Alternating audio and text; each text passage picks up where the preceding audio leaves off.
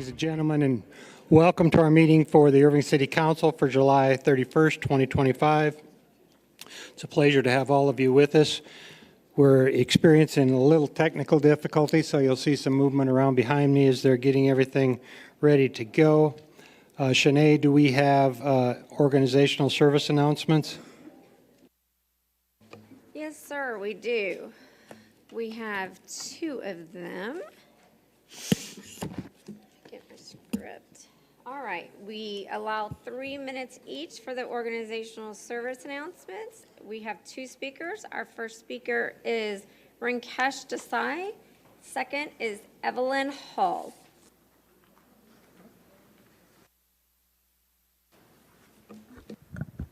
Good evening. My name is Rinkesh Desai, Rink Desai, as many of you know me as. I live at 1753 Hanover Court, Farmers Branch, 75234. Mayor, City Council members, thank you so much for giving me an opportunity to speak to you for a little bit. It is my honor today to talk on behalf of BAPS, a social, spiritual organization dedicated to serving our community. Here in the city of Irving, we're located off of 161 in Walnut Hill. Just last week, as part of our civic charitable efforts, BAPS packed over 200 backpacks for students, for the students of Irving ISC. For children who are less deserving, who don't have the things that they need to start school, we thought it was a great initiative for us to move forward and help those students out. We also held, through our BAPS Charities Wing, a successful walkathon where American Legion, a veteran organization, was our primary beneficiary to fund and support their needs. BAPS focus is holistic approach in community well-being, combined with health lectures, charitable drives, summer camps for youths, and even community cricket tournaments to bring people together.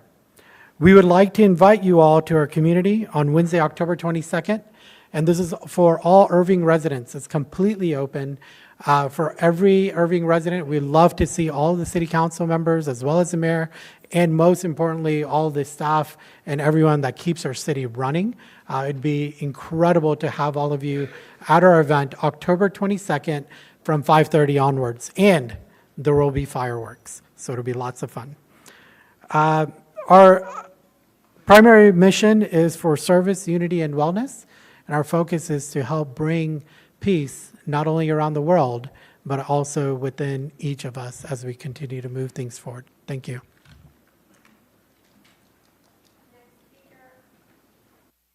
Our next speaker is Evelyn Hall.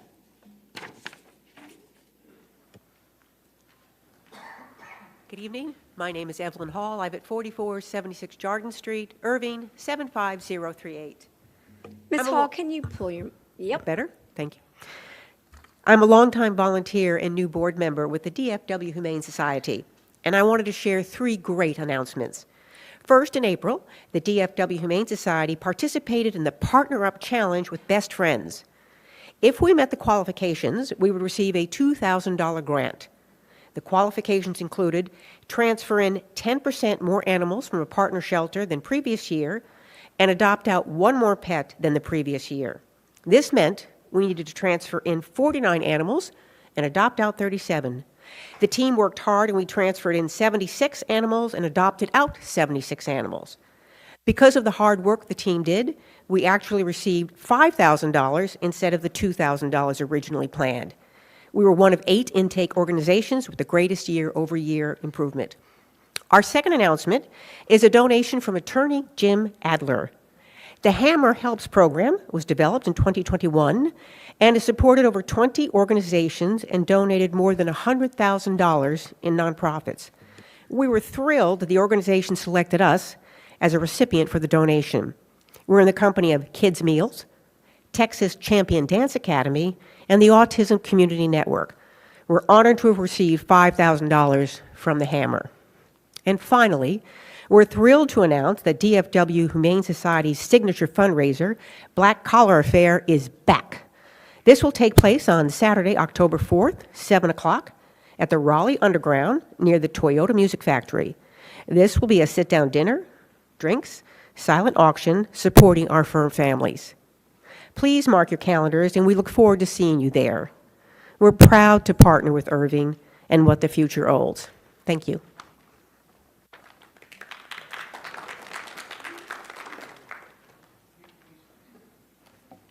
If you'd please stand this evening. The invocation this evening will be given by Paresh Patel from the BAPS Mandarin here in the city of Irving.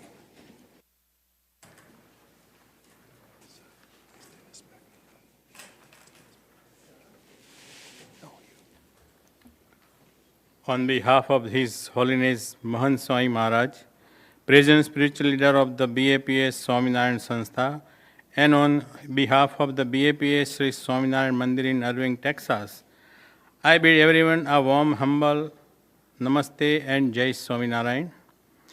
Approximately 235 years ago, Bhagavan Swaminarayan, the founder of the organization, had given blessings to the leaders of India at that time. Although the words were uttered many years ago, they are just momentous today. He said, "If you rule the country with morality and sense of duty, the country will prosper." The roots of the America's prosperity can be found in a similar precepts. The Shanti part, the peace of prayer, is a prayer which does not seek worldly bridges, success, fame, nor it is a prayer for any desire for heaven. It is a beautiful Hindu prayer for peace, Shanti. Let us offer prayers to God so the prosperity can also lead to peace. The words of the prayers are from traditional Sanskrit Hindi scripture 1,000 years of old. Sarve bhavantu sukhina, sarve santu niramaya, sarva bhadrani pashyantu, ma kaschit dukham apnuyat. O God, grant happiness to all. May all be free from misery. May all see the which is good. Let no one suffer from sorrow. Harihi Om Dhyauhu Shantirantarikshagu Shantihi Prathavi Shantirapah Shantirokhadayah Shantihi Vanaspatayah Shantirvishve Devaha Shanti Brahma Shantihi Sarvagu Shantihi Shantireva Shantihi Sama Shantiredhi. Om Shantihi, Shantihi, Shantihi. May there be peace in skies, peace in space. May there be peace on earth, peace across the waters. May peace follow from herbs, plants, and trees. May all the celestial beings bring peace. May peace pervade all quarters of the universe. May that peace come to all of us as well. May there be peace, peace, peace. Thank you, and Jai Swaminarayan. Thank you, gentlemen. If you'd remain standing, Mayor Pro Tem Block will lead us in the pledges. Please place your hand over your heart and recite the pledges with me. I pledge allegiance to the flag of the United States of America and to the republic for which it stands, one nation, under God, indivisible, with liberty and justice for all. Honor the Texas flag. I pledge allegiance to thee, Texas, one state, under God, one and indivisible. Thank you, John. We've got a proclamation for Traffic Awareness Month, so if the officers could join me down front.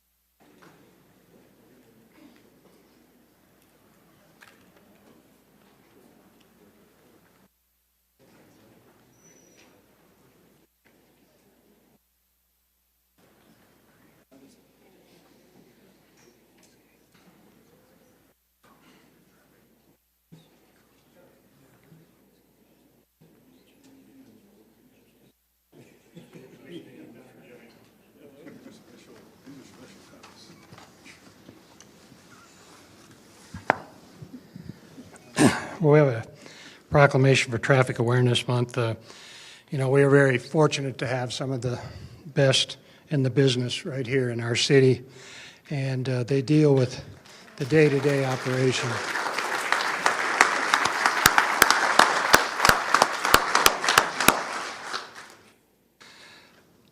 They see some things that are probably hard for us to believe.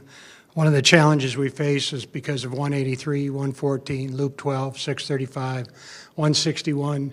They get to be on the scene of the accidents where people are driving hundreds of miles an hour and running into each other and spending hours separating vehicles and making sure that people have a chance. The things that they deal with every day, we should be very proud of the professionalism that they all give to our residents. Whereas motor vehicle safety is shared responsibility, and every driver, passenger, and pedestrian plays a vital role in creating safer roads for all.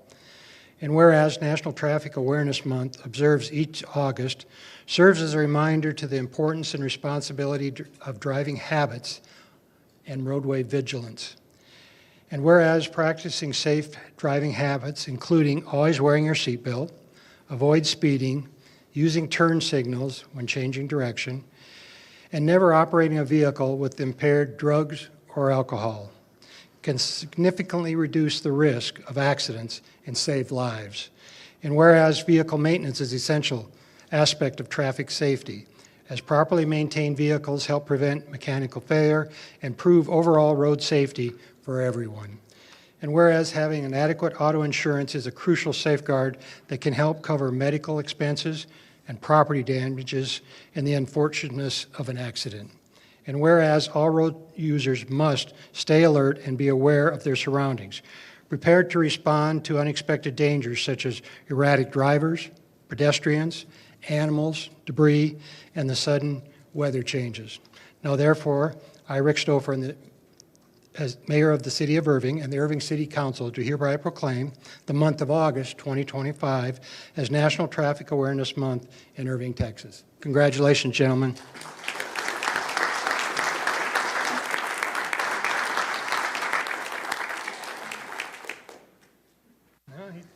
Thank you, Mayor. He said you got to do it. What am I doing?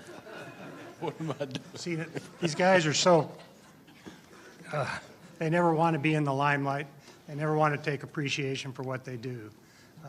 And again, we're very blessed. Thank you. Thank you, Mayor. Thank you all.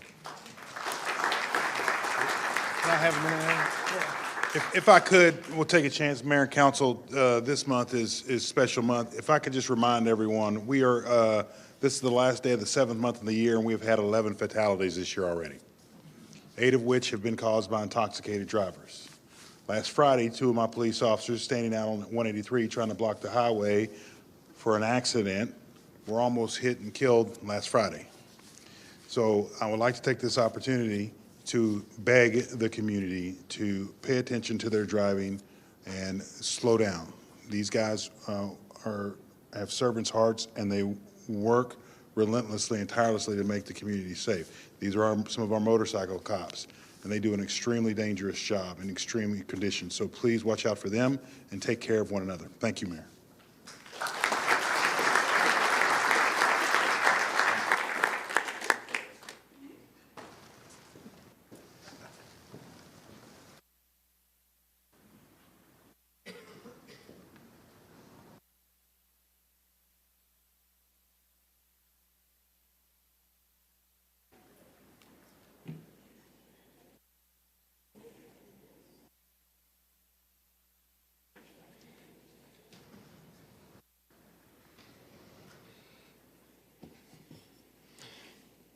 Shanae, the next item on the agenda is the public comments.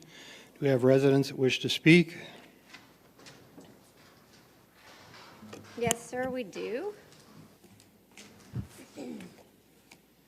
Public comments provides the opportunity to our citizens to address the council on items that are not listed on the regular agenda. The council will listen, but they will not respond, as they are restricted from deliberation by the Texas Open Meeting Act. While the mayor and council may not respond, you are welcome to contact them directly. Their phone numbers and emails are listed on the website, and a meeting can be requested. If your comments require a response, the follow-up will be handled by the communications team. Each speaker will be limited to 3 minutes. I will let you know when 1 minute is left. And we usually have a light up here that says 3 minutes and counts down, but our AV is still getting, is it? Okay, so y'all won't be able to see it, but I'll tell you when 1 minute is left. Please state your name and address prior to your comments. A professional presentation is requested. Any handouts you wish to provide to the council members should be given to the police officers on either side of the chamber. Please do not approach the dais. Our first speaker, and I need to ask the speaker a question, Muhammad Ali Anwaz. Are you, in the procedure of mishandling, or are you discussing item 40 by chance, the civil service? I'm sorry, say it again? You put procedural mishandling. Is that item 40? No. Okay, then go ahead and speak, followed by Mohammed Harris. Good evening, Mayor. Good evening, Mayor, Mr. Stauffer, and council members. My name is Dr. Ali Anwar, and I live at 7320 Arches Avenue in Irving.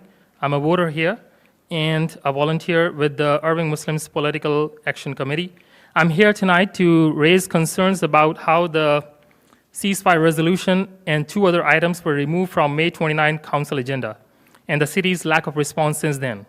Under Section 51B of Council's Rules of Procedures, once 3 council members submit an item and it is placed on the agenda, it can only be removed by those same members. That didn't happen.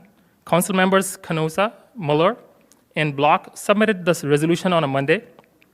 It was posted more than 72 hours before the meeting, which meets the Texas Open Meetings Act.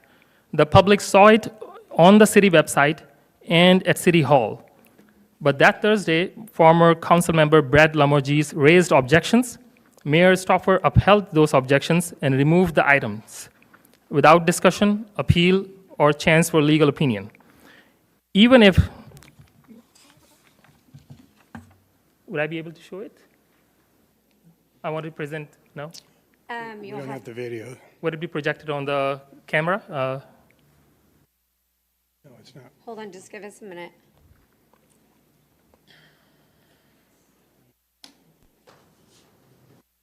There you go. It's very blurry, though. It's somebody, aha. So even if, just for the sake of argument, someone believes the posting didn't meet the notice requirement, the resolution is still followed Section 51B and was publicly posted by the city secretary. The rule is clear.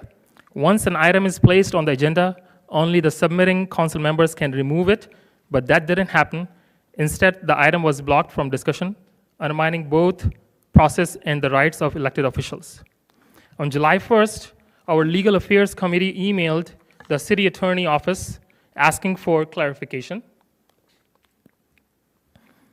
and for the items to be reinstated. We followed up again on July 17th. This is the copy of the email. To date, we have received no reply, not from City Attorney Mr. Kurwila Omen, Deputy City Attorney Janet Spagnardi, or Legal Secretary Rosa Baldwin. Our goal here is not to assign blame, but rather to advocate for clarity, transparency, and the fair application of the rules that govern this chamber. Regardless of anyone's position on the resolution itself, we believe it is in the interest of good governance to allow such items to be heard, discussed, and voted on, in alignment with the city's own published rules. Therefore, we respectfully request that the items be reinstated for discussion. Doing so would help reaffirm the council's commitment to open dialogue, procedural integrity, and the voices of Irving residents. Thank you for your time and service.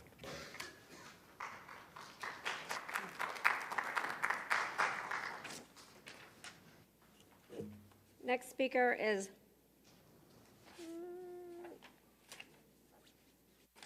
Mohammed Harris, followed by Tamam Alwan. Mayor Stauffer, council members, good evening. My name is Mohammed Harris. I live at 7885 Swenson Drive, Irving, and I vote in Irving. I'm here today because we must not stay silent as the people of Gaza endure unimaginable suffering. More than 60,000 people have been killed, including over 14,000 children. Tens of thousands more have been injured. Hospitals are overwhelmed. Families are torn apart. Entire neighborhoods, schools, universities, even hospitals have been reduced to rubble. And amid this devastation, a blockade is starving an already displaced population, people just like us, but with no safe place to turn. This is not just a distant tragedy. This is one of the worst humanitarian crises in modern history. Over 120 cities across the US have passed ceasefire or anti-apartheid resolutions, recognizing that local governments can and should take a moral stand. I believe Irving must do the same. We are not disconnected from this conflict. Some of the largest defense contractors like Boeing, Lockheed Martin, RTX, and Collins Aerospace have offices in our or around our city. These companies are tied to the weapons used in Gaza. As a resident and voter, I'm asking you to recognize this connection and to raise your voices in support of peace, accountability, and basic human dignity. Please sponsor and pass a resolution calling for ceasefire and humanitarian aid access. This matters, your leadership matters, and silence too sends a message. Thank you.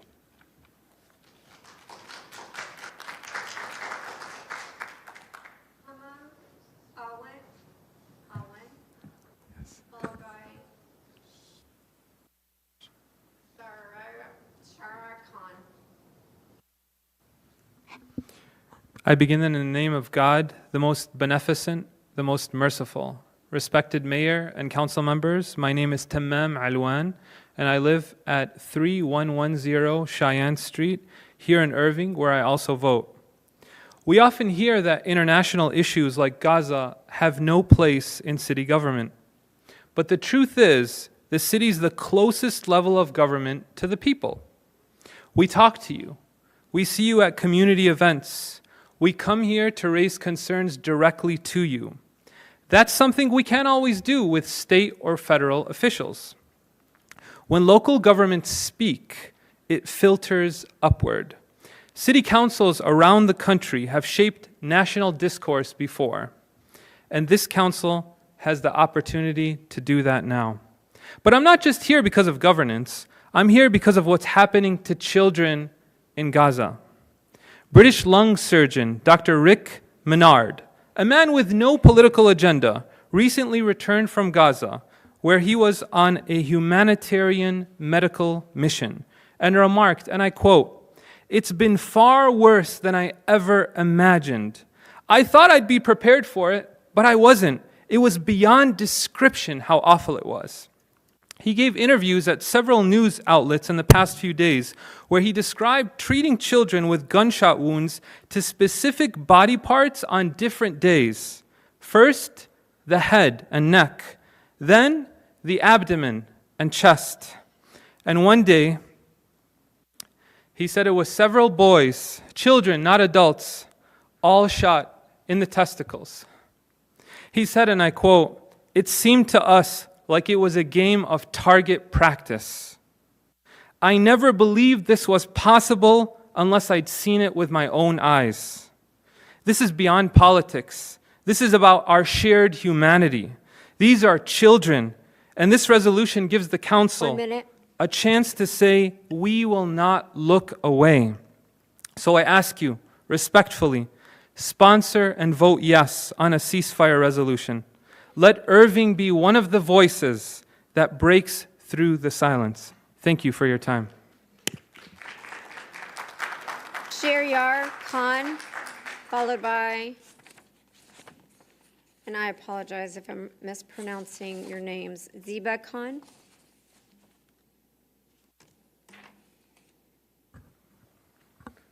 By the way, that was very good pronunciation. So, good afternoon, Mayor Stouffer and council members. My name is Shariar Khan. I live at Sycamore Drive in Irving, and I'm a voter here as well. I'm here tonight because Gaza for me is not just a war zone. It is a manufactured humanitarian collapse. Feminists famine is spreading, and as per a UN-backed report, it is imminent in northern Gaza. Children are skeletal. Parents are boiling grass and animal feed to survive. And yet, even in this state of desperation, hundreds of civilians have been killed at aid distribution sites, shot while securing flour and food. They come out emaciated and they leave in body bags. And this is not just speculation. We have got repeated documentation by humanitarian organizations, journalists, and witnesses on the ground. One of those witnesses is our own Anthony Aguilar, a veteran of the US Army Special Forces, member of former Green Beret, who went to Gaza as a contractor at the aid stations, and he said, and I quote, "In my entire career, never have I witnessed the level of brutality and use of indiscriminate and unnecessary force against a civilian population, an unarmed, starving population. I've never witnessed that in all the places I've been deployed to war until I've been to Gaza," end quote. This was a career soldier who, what he saw broke him, and he said he couldn't keep going. Those of you on the council who have served in the military, I'm sure you understand the gravity of what he's describing. This is not what military service should look like. This is not how civilians should die. So I urge you, please, sponsor and vote yes on a ceasefire resolution. 1 minute left. We may be just one city, but we still have a voice, and it is our duty to make sure that we are not silent in the face of mass starvation and indiscriminate killing. Thank you, and thank you for your service. Ziba Khan, followed by Robert Sheeks.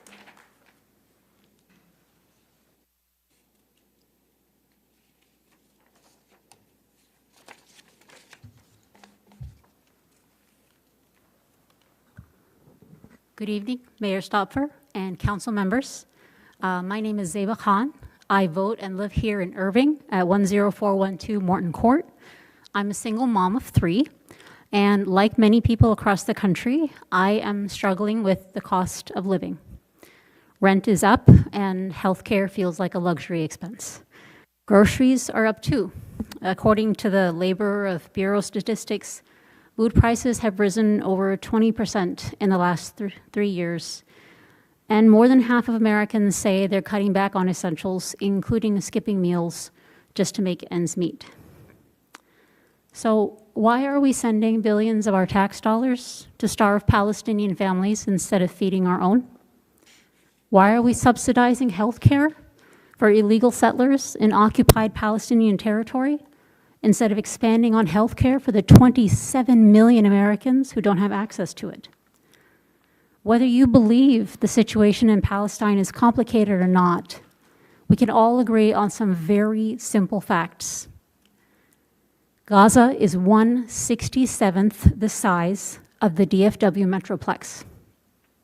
For the past 16 years, its families have lived, born, raised, and locked behind an apartheid wall, a wall from behind which the Israeli army has been indiscriminately bombing them with our tax dollars for the past 19 months.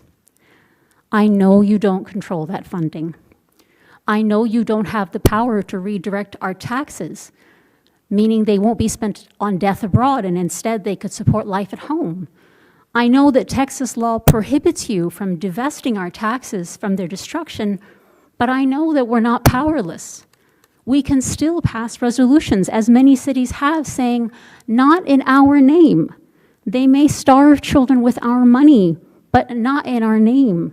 And they may destroy every hospital in Gaza, but they may not do it in our name. They may flatten every school and deprive every child of their educational right, but they may not do that in our name. Because we believe in liberty and justice for all, and the dignity of every human life matters in every home, not just ours. We elect city leaders not just to fix roads and balance budgets, but also to reflect our values. And when those values are being violated with our money, our silence becomes complicity. This isn't about politics or partisanship. It's about principles. It's about basic decency. So I urge you, sponsor and vote yes on a ceasefire resolution. Let the city of Irving stand for humanity equally within its limits as without. Thank you. Thank you. Robert Sheeks, followed by Delhi Elcano.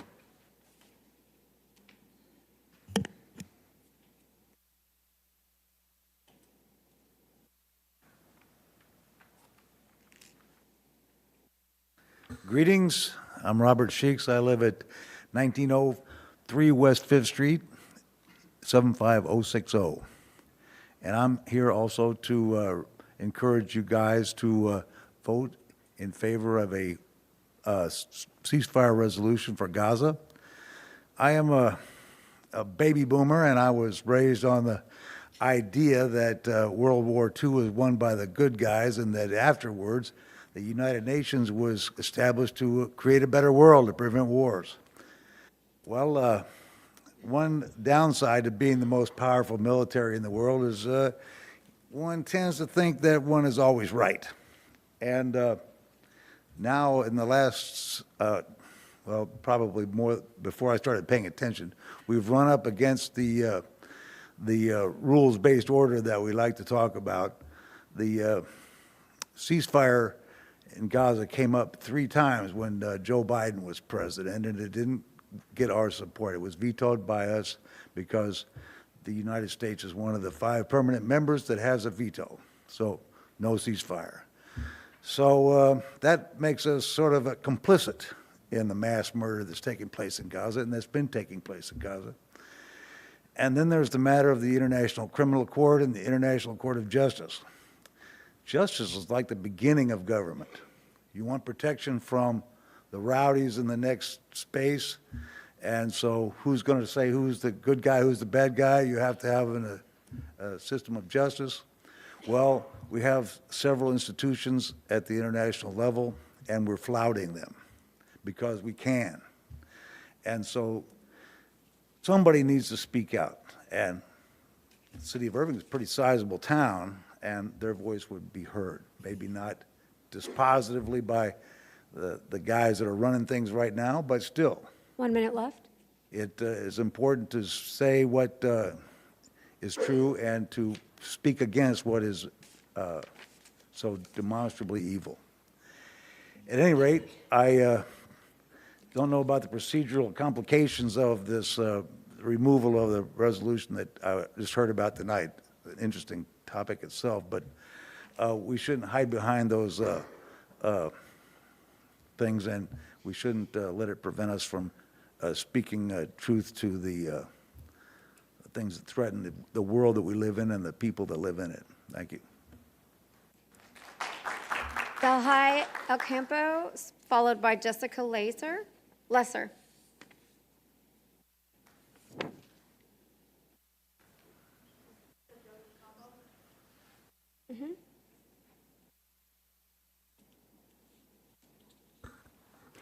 Hello, my name is Deli Ikambo. I live at 2555 Spanish Trail in Irving, 75060. I'm once again here to ask you, along with many others before who have presented to you either at a council meeting or in person, to call you to pass a Gaza ceasefire resolution. We are in the throes of a genocide, nearly 2 years on, with upwards of nearly 500,000 Palestinians murdered by Israel. It is clear from recent polling that most Americans want this genocide to end, with only 32% backing Israel's military action, according to a recent Gallup poll. A total siege of 8 entry was inflicted on the Gaza Strip since March of this year. All 2 million people in Gaza are being starved, not starving, but being starved intentionally. Nearly 200 people have died, and the majority of them in this month of July. Unfortunately, the ignorance and the sidestepping of this issue helps to perpetuate the genocide. ignorance by the City Council. We as citizens of the United States, as residents here in Irving, as in the state of Texas, have a moral obligation to call for a halt to this genocide and for food to enter Gaza. Our taxpayer dollars, because our taxpayer dollars are funding this. Because it's a moral obligation and our dollars are funding this. I implore you to pass a resolution to make a statement that Irving residents will not be silent as 2 million people are subjected to genocide and starvation. History will remember, and it's important that we are on the right side of it. Thank you. Jessica Lesser, followed by Fergus Scully.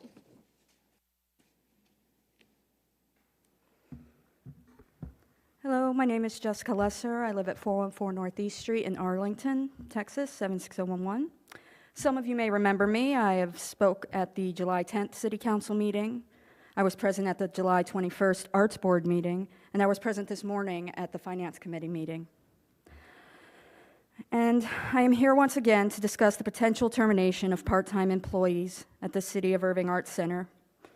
While Todd Hawkins did not have a chance to give his presentation this morning due to time, I have read the PowerPoint that he was going to present, and some of you may have read it as well. On page 7, Mr. Hawkins' presentation shows the number of the employees the Irving Arts Center has. For the fiscal year 24-25, there were a total of 28 part-time employees. His proposal would reduce that number to 18 for the 25-26 fiscal year. 8 of those employees eliminated will be from the back-of-house department. Mr. Hawkins also plans to increase the full-time number of employees by 6. However, only 1 of those will be from the back-of-house department. He plans to eliminate all Tech 1 positions and the part-time employees that are Tech 2s. Mr. Hillman, this morning you said in your presentation that the City of Irving has the 2nd lowest turnover rate in the region for municipal employees.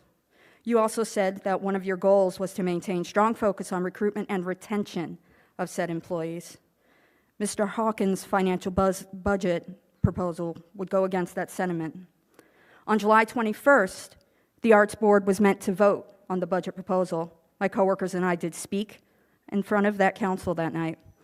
The vote ended up being postponed.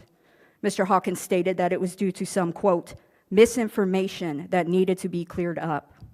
My coworkers and I have heard nothing from him since.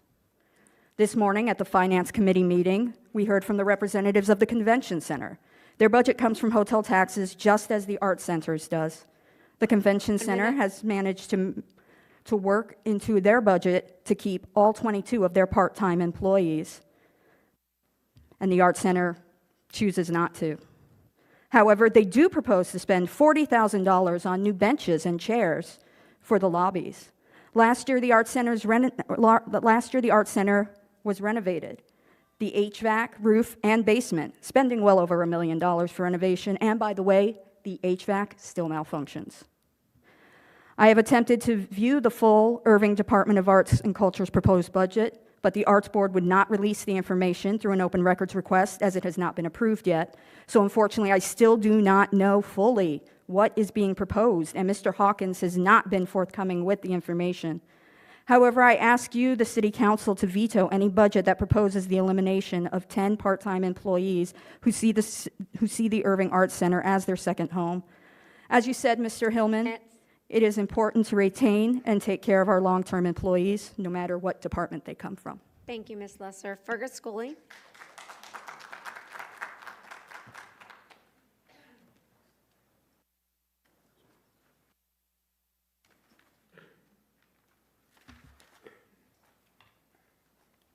Hi, Fergus Scully, 1317 Carriage Drive. I remember as a kid we learned this song. Maybe some of you know it. The words are, "Let there be peace on earth and let it begin with me." Now, this song is kind of corny, but the message is real. Of course, we can't end the war in the Middle East by ourselves, but how we live our lives and the things we do and the positions we take have a ripple effect. That's why I support bringing this resolution to the agenda and passing it, because it's one thing we can do, and if we can do it, then we should do it. Because this war's brutality is unprecedented. And I don't think anyone denies this, and the other speakers have already addressed many of these details. I'll just add that Christians are being targeted as well. 2 weeks ago, an Israeli strike on the Holy Family Church, Gaza's only Catholic church, killed 3 people, including a janitor and an elderly woman, and wounded 10 people, including the parish priest. The conflict has now also spread to the West Bank, where a church built in the 5th century was deliberately burnt to the ground. Even Mike Huckabee, an ardent Zionist, called it an act of terrorism.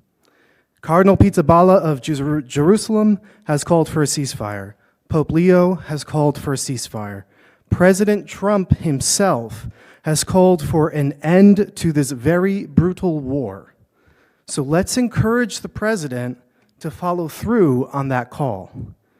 That's why this resolution is so important, because it's not us demonstrating in the streets, it's not us getting angry. Frankly, I find a lot of those protests counterproductive and self-indulgent, but this is different. It's us as a city voicing a clear opinion through our elected representatives, utilizing the legal mechanism that we have as a city to make our voices heard, using prudent words that appeal to our common humanity. And we are doing this as a purple city with a relatively conservative council.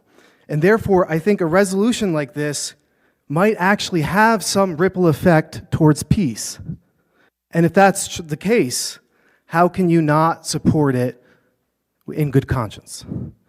And I understand some of you may think this is not city business or the role of the council, and I sympathize with that because I wrestled with that position myself, but I realize it's a bit of a cop-out. Your job, first and foremost, is to represent us and to do what is just and right. Passing resolutions is within your power, and there's nothing in our charter that prevents you from passing a resolution. You're putting artificial restrictions on yourself and, in turn, restricting our voice as you are our representatives. And we want our voices heard. Thank you. Thank you. Mayor, that's all our speakers. That's it.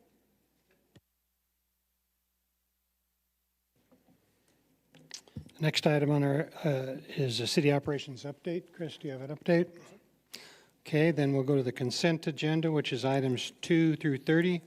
We will be pulling items 5, 6, and 13. I would entertain a motion as such. 14-2. And 40. We had people sign up to speak on 40. It's not on the consent agenda. Okay. I have a motion. Do I have a second? Second. Would you please vote?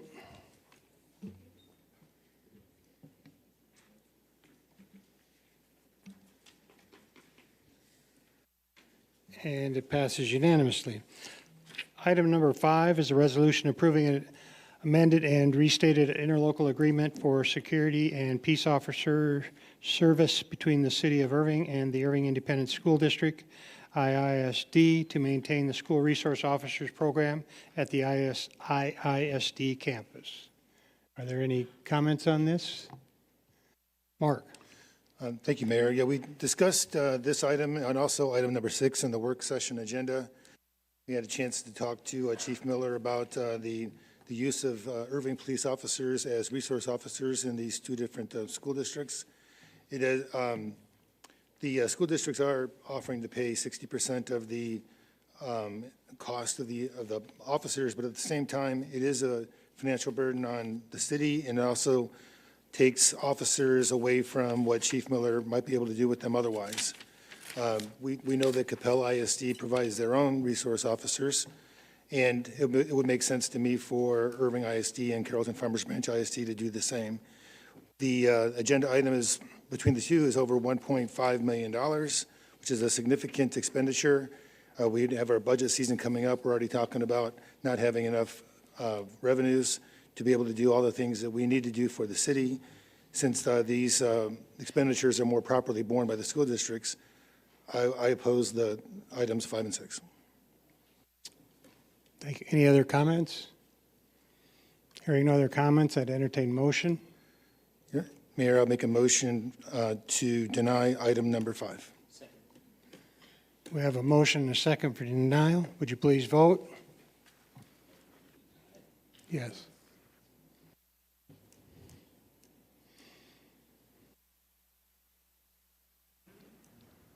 And it fails 4-5. So now we need a motion for approval. We have a motion for approval.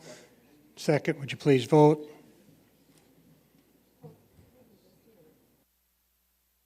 He's got to clear it, and then.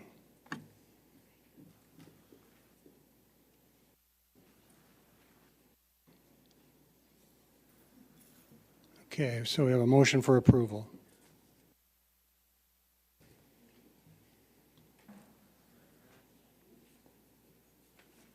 And it passes 6-3. Item number 6 is approving an interlocal agreement for school resources officers between the City of Irving and the Carrollton Farmers Branch Independent School District to maximize the school resource officers program for the Carrollton Farmers Branch ISD campus located in the City of Irving. Do I have a motion? Mayor, I'd like to make a motion for approval, but I'd like to make a statement before I do that. So this is a relationship that we've had with the school districts for a long time. And, you know, I agree that we could use these officers and use the funding. But before we do that, I think we need to have conversations with the school districts that we have had this relationship with first, before we just all of a sudden just drop this on them here at the last minute. So that's the reason why I'm making the motion to approve the continued funding of the resource officers. We have a motion and a second. Would you please vote?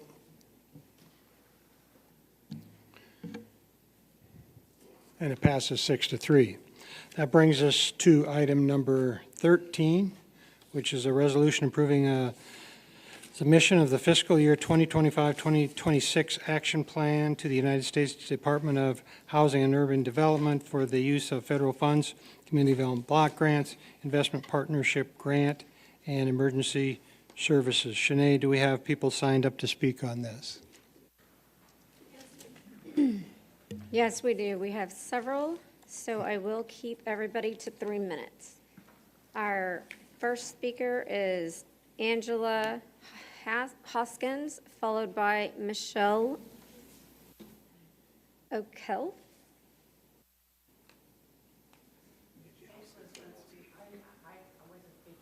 Okay. Then let's do Colvin Gibson, followed by Rhonda Hofstetter.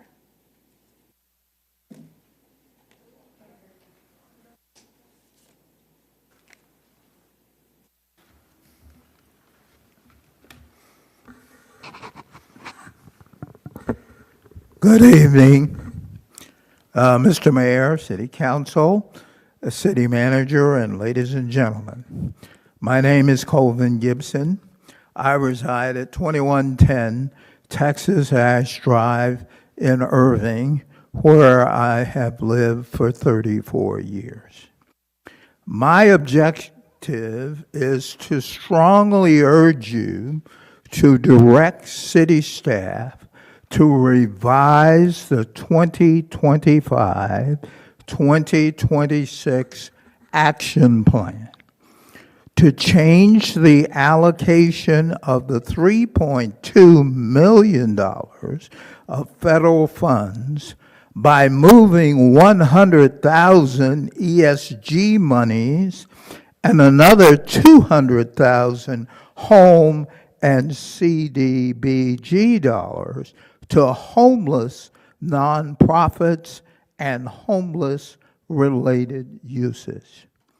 Staff should be directed to complete the reallocation of the up to $300,000, to submit the revised action plan to HUD by the August 15th deadline.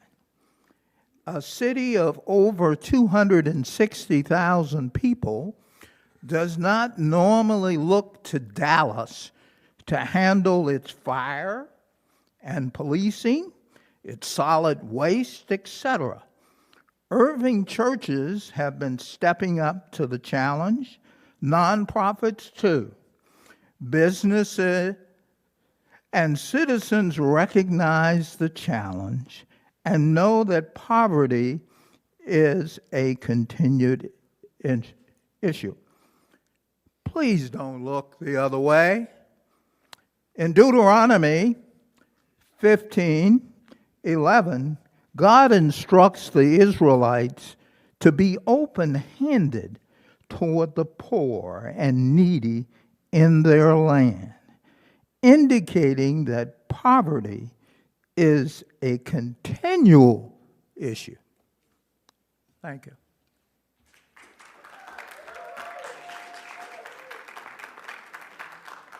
Rhonda Hofstadter, followed by Marcus Womack.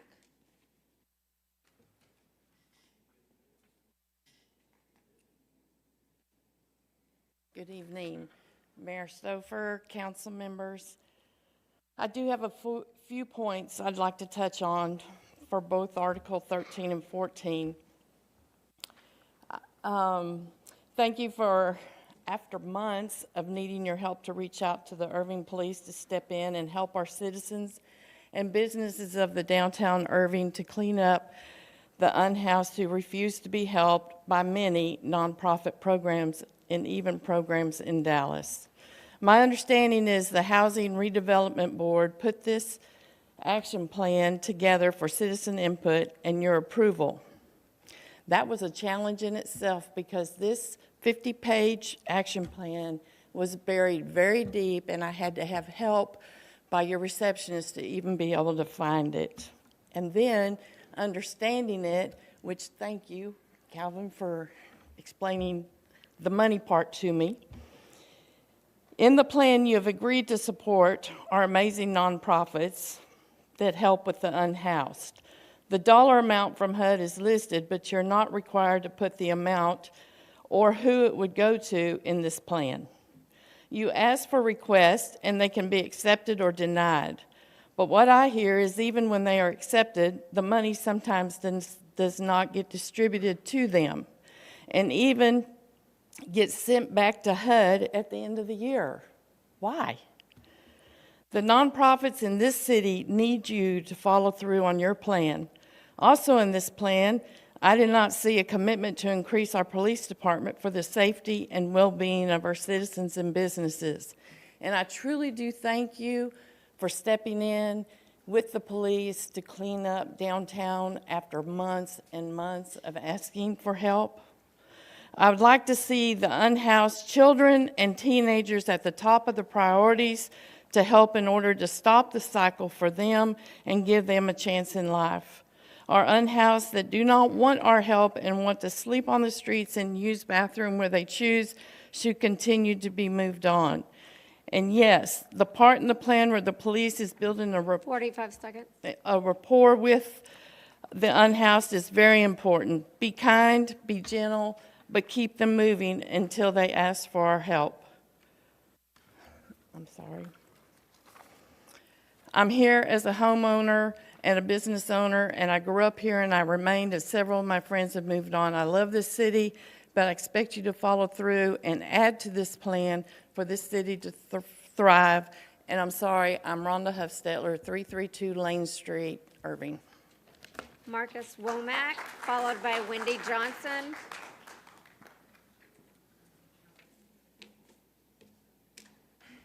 Good evening. My name is Marcus Womack. I live at 1126 Caitlin Court here in Irving, 75060. I am offering words on behalf of several faith leaders in Irving, Texas. There should be a copy of a letter that was emailed to you last week, and you have a physical copy there with the names of the faith leaders that goes onto the back page. Dear Mayor and City Council, as faith leaders in the city of Irving, we urge you to make as much funding as possible available to nonprofits that assist our neighbors who are experiencing homelessness. Our congregations offer services and care day after day. We resource and partner with vital nonprofits. The city expresses its care for all our neighbors through the services we provide together. However, it is clear that all of our combined work is insufficient to sustainably address all the needs of our city regarding homelessness. We need your action now.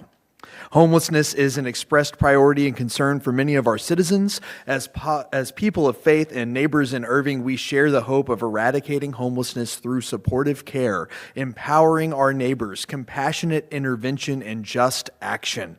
The good of our city needs your approval of every dollar possible to assist the nonprofits in Irving that serve on the front lines of homelessness. You have the power to deepen the effectiveness of our collective actions to improve the quality of life for all the people of Irving by distributing all available funds for Irving's nonprofits. The budgets of our city and all of our institutions reflect our values and morals as a community. Using the funds to assist the wholeness of all who call Irving home, regardless of shelter or not, proves the integrity of our welcoming community.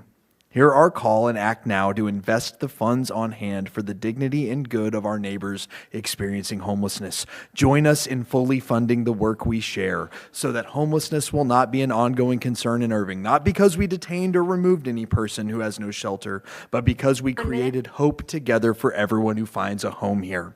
Act now to make designated funds for homelessness available and invested in Irving's nonprofits as a needed response from city leadership so we can all have a home of hope in the city of Irving.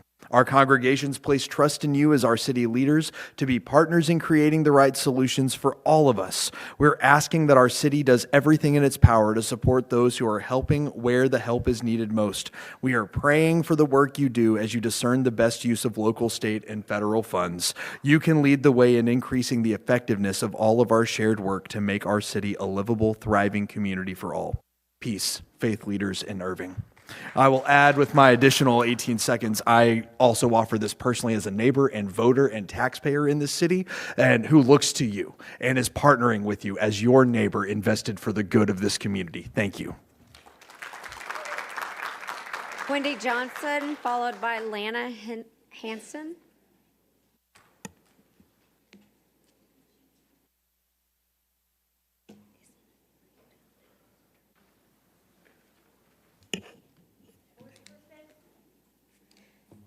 This one was Wendy Johnson, followed by Lana Hanson.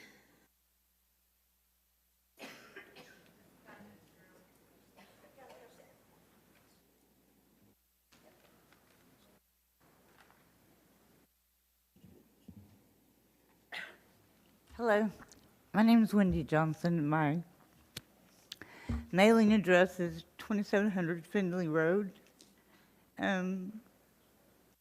which, as you know, is the Bear Creek Community Church, where they have many helping hands works out of there. I've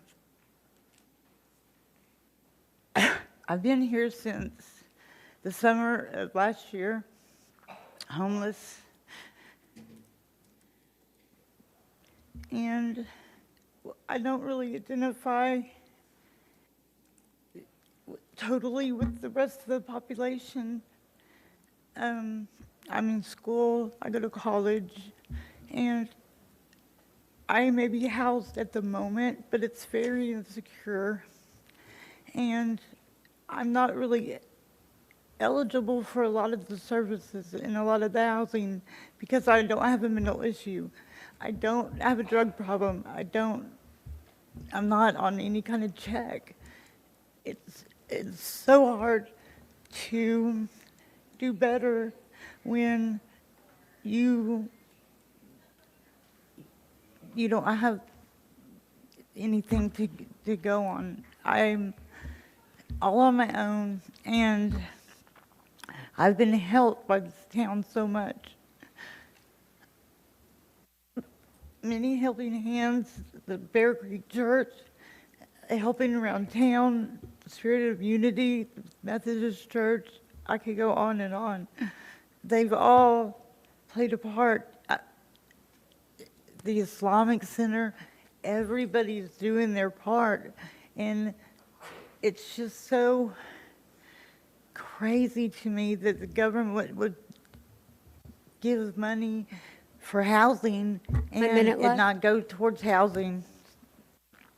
I appreciate you letting me be here tonight and speak, and that's it. Thank you. Lana Hanson, followed by Sheila Slade.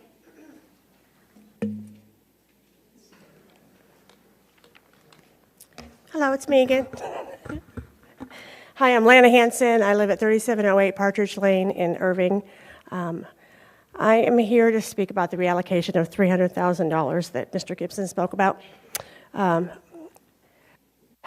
serve as the chair of the ICANN Homeless Committee, Services Committee. I've been a proud member of ICANN for many years, and I'm here tonight to share some encouraging update.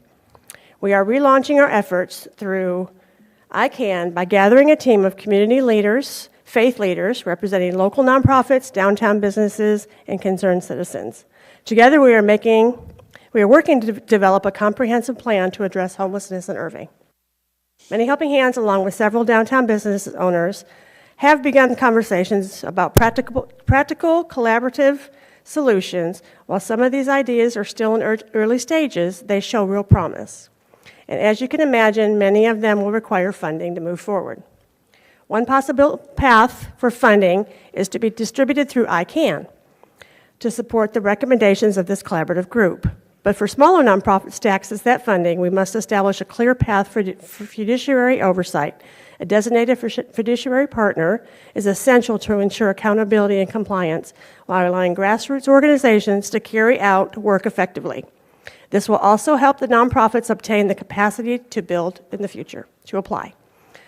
We are especially encouraged by the growing support from our local pastors, faith communities, nonprofit leaders, and residents. This kind of unity, city community, and nonprofits working together is exactly what Irving needs to create a lasting impact. Our homeless neighbors are not outsiders. They are Irving citizens. They are human beings in need of compassion, structure, and opportunity. One creative solution we're exploring is the possibility of employing homeless individuals to help with the city beautification, jobs that are often hard to fill. 1 minute left. It's a win-win, restoring dignity through meaningful work while helping keep our city clean and thriving. We're not asking for a quick fix, but we are asking for a seat at the table and for the support needed to build something better together. I know that previous homeless task force was not a success. However, there are many new players at the table today. Thank you.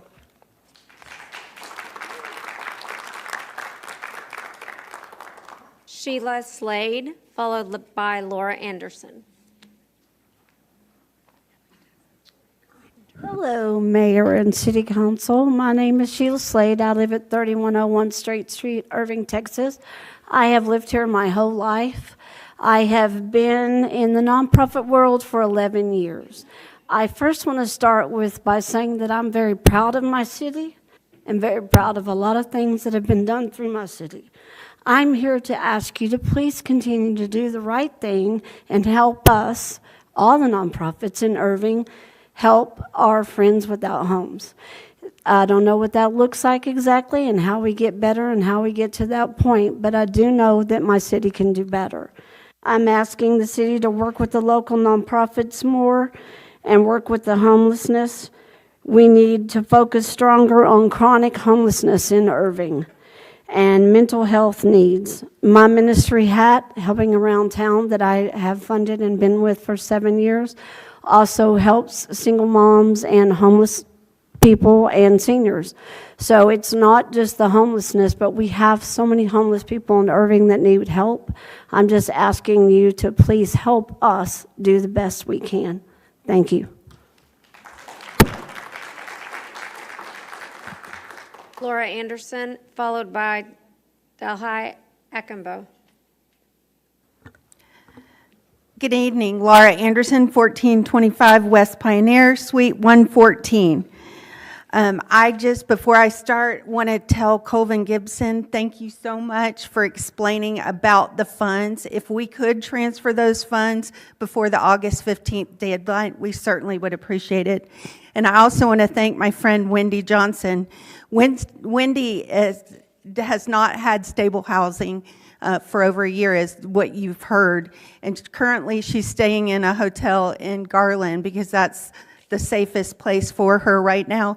And she is going to college, and she has a 500-word paper due tonight, but she felt it important to be here and talk to you. So I hope you take her words Gentlemen, please hear our voices. We don't need to spend another second holding on to $2.9 million in ARPA funds to 5 years from now build an $18 million domestic violence shelter. We need that money today to help all of those without shelter, including those who are fleeing domestic violence.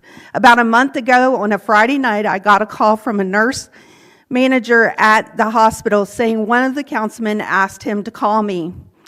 The nurse was in a panic because she had exhausted all of her resources in getting a mother and child emergency shelter because she was fleeing domestic violence, and everywhere the nurse called was full. I was on it. I called everyone I could think of, and she was right. All the shelters were full. I called Lana, and she gave me another number to try. Finally, I reached someone who asked the nurse to call her with the details. I asked the nurse to please check with the police department as well to see if they could help, but they said the Family Advocacy Center was closed. At midnight, I got a text message back from the nurse thanking me for stepping in. She had secured a place that would take them through Family Gateway. The only thing that allowed that woman and her child to be housed was the fact, that she had a child. Had she not had a child, there would have been no services to house her. 45 seconds. Please help prevent the future harm that will come if we don't take action now. We have the people. If you are ready to listen, allow us to work through ICANN and the faith-based leaders to come up with solutions to help everyone without housing, including those who are fleeing domestic violence. The first step includes assessing all the needs and resources and then provide them with help and funding to execute the plan. Please don't let another year go by and we not even request funding for homelessness services through the ESG fund. Since the 26th of June, nonprofits serving homelessness coordinated with downtown businesses suffering from consequences of homelessness have put together coordinated efforts. Thank you so much, and please spend the money on the homeless. We need it, and we need it now. Thank you, Deli. Akamba.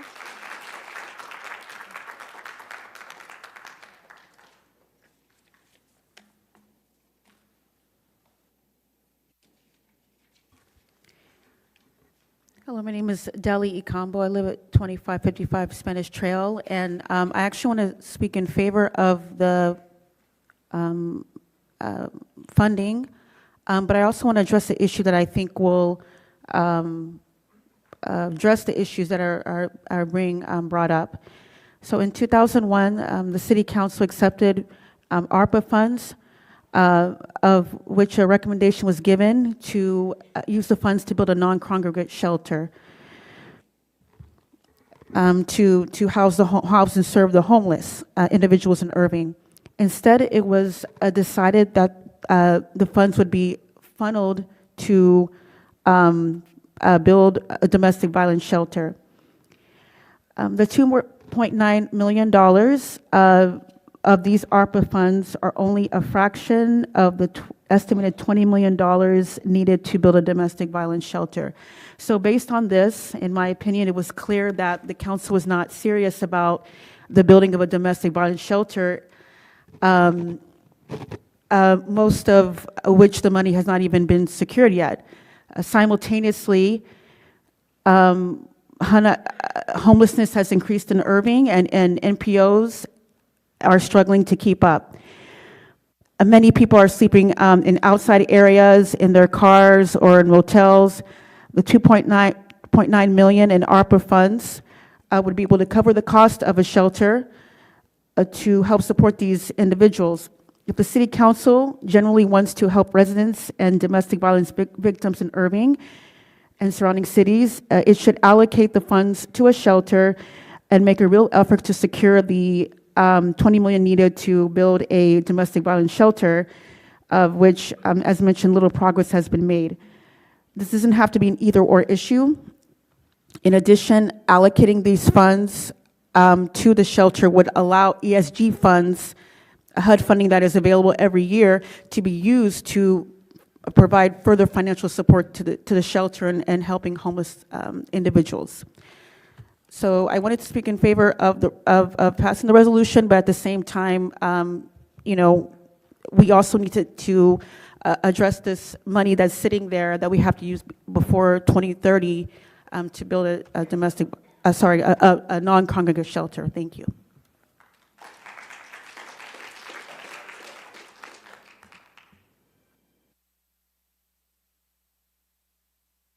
Does somebody have a phone going?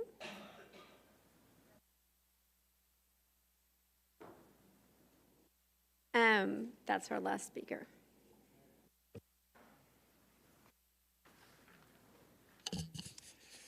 Mayor and Council, per the request of the Mayor, Delisa, would you like to come down, please, and walk through the presentation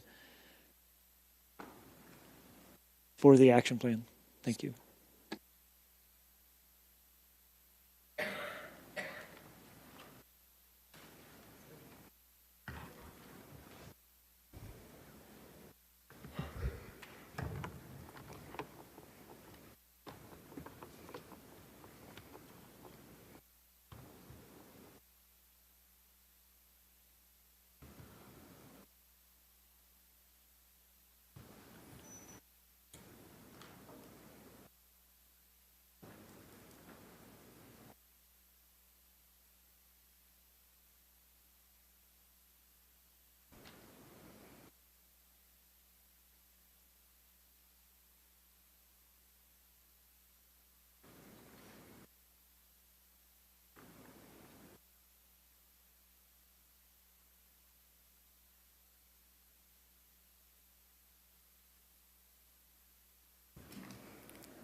We're having a little technical difficulty. We're moving from one provider to another in different functions, so we're out trying to make everything work.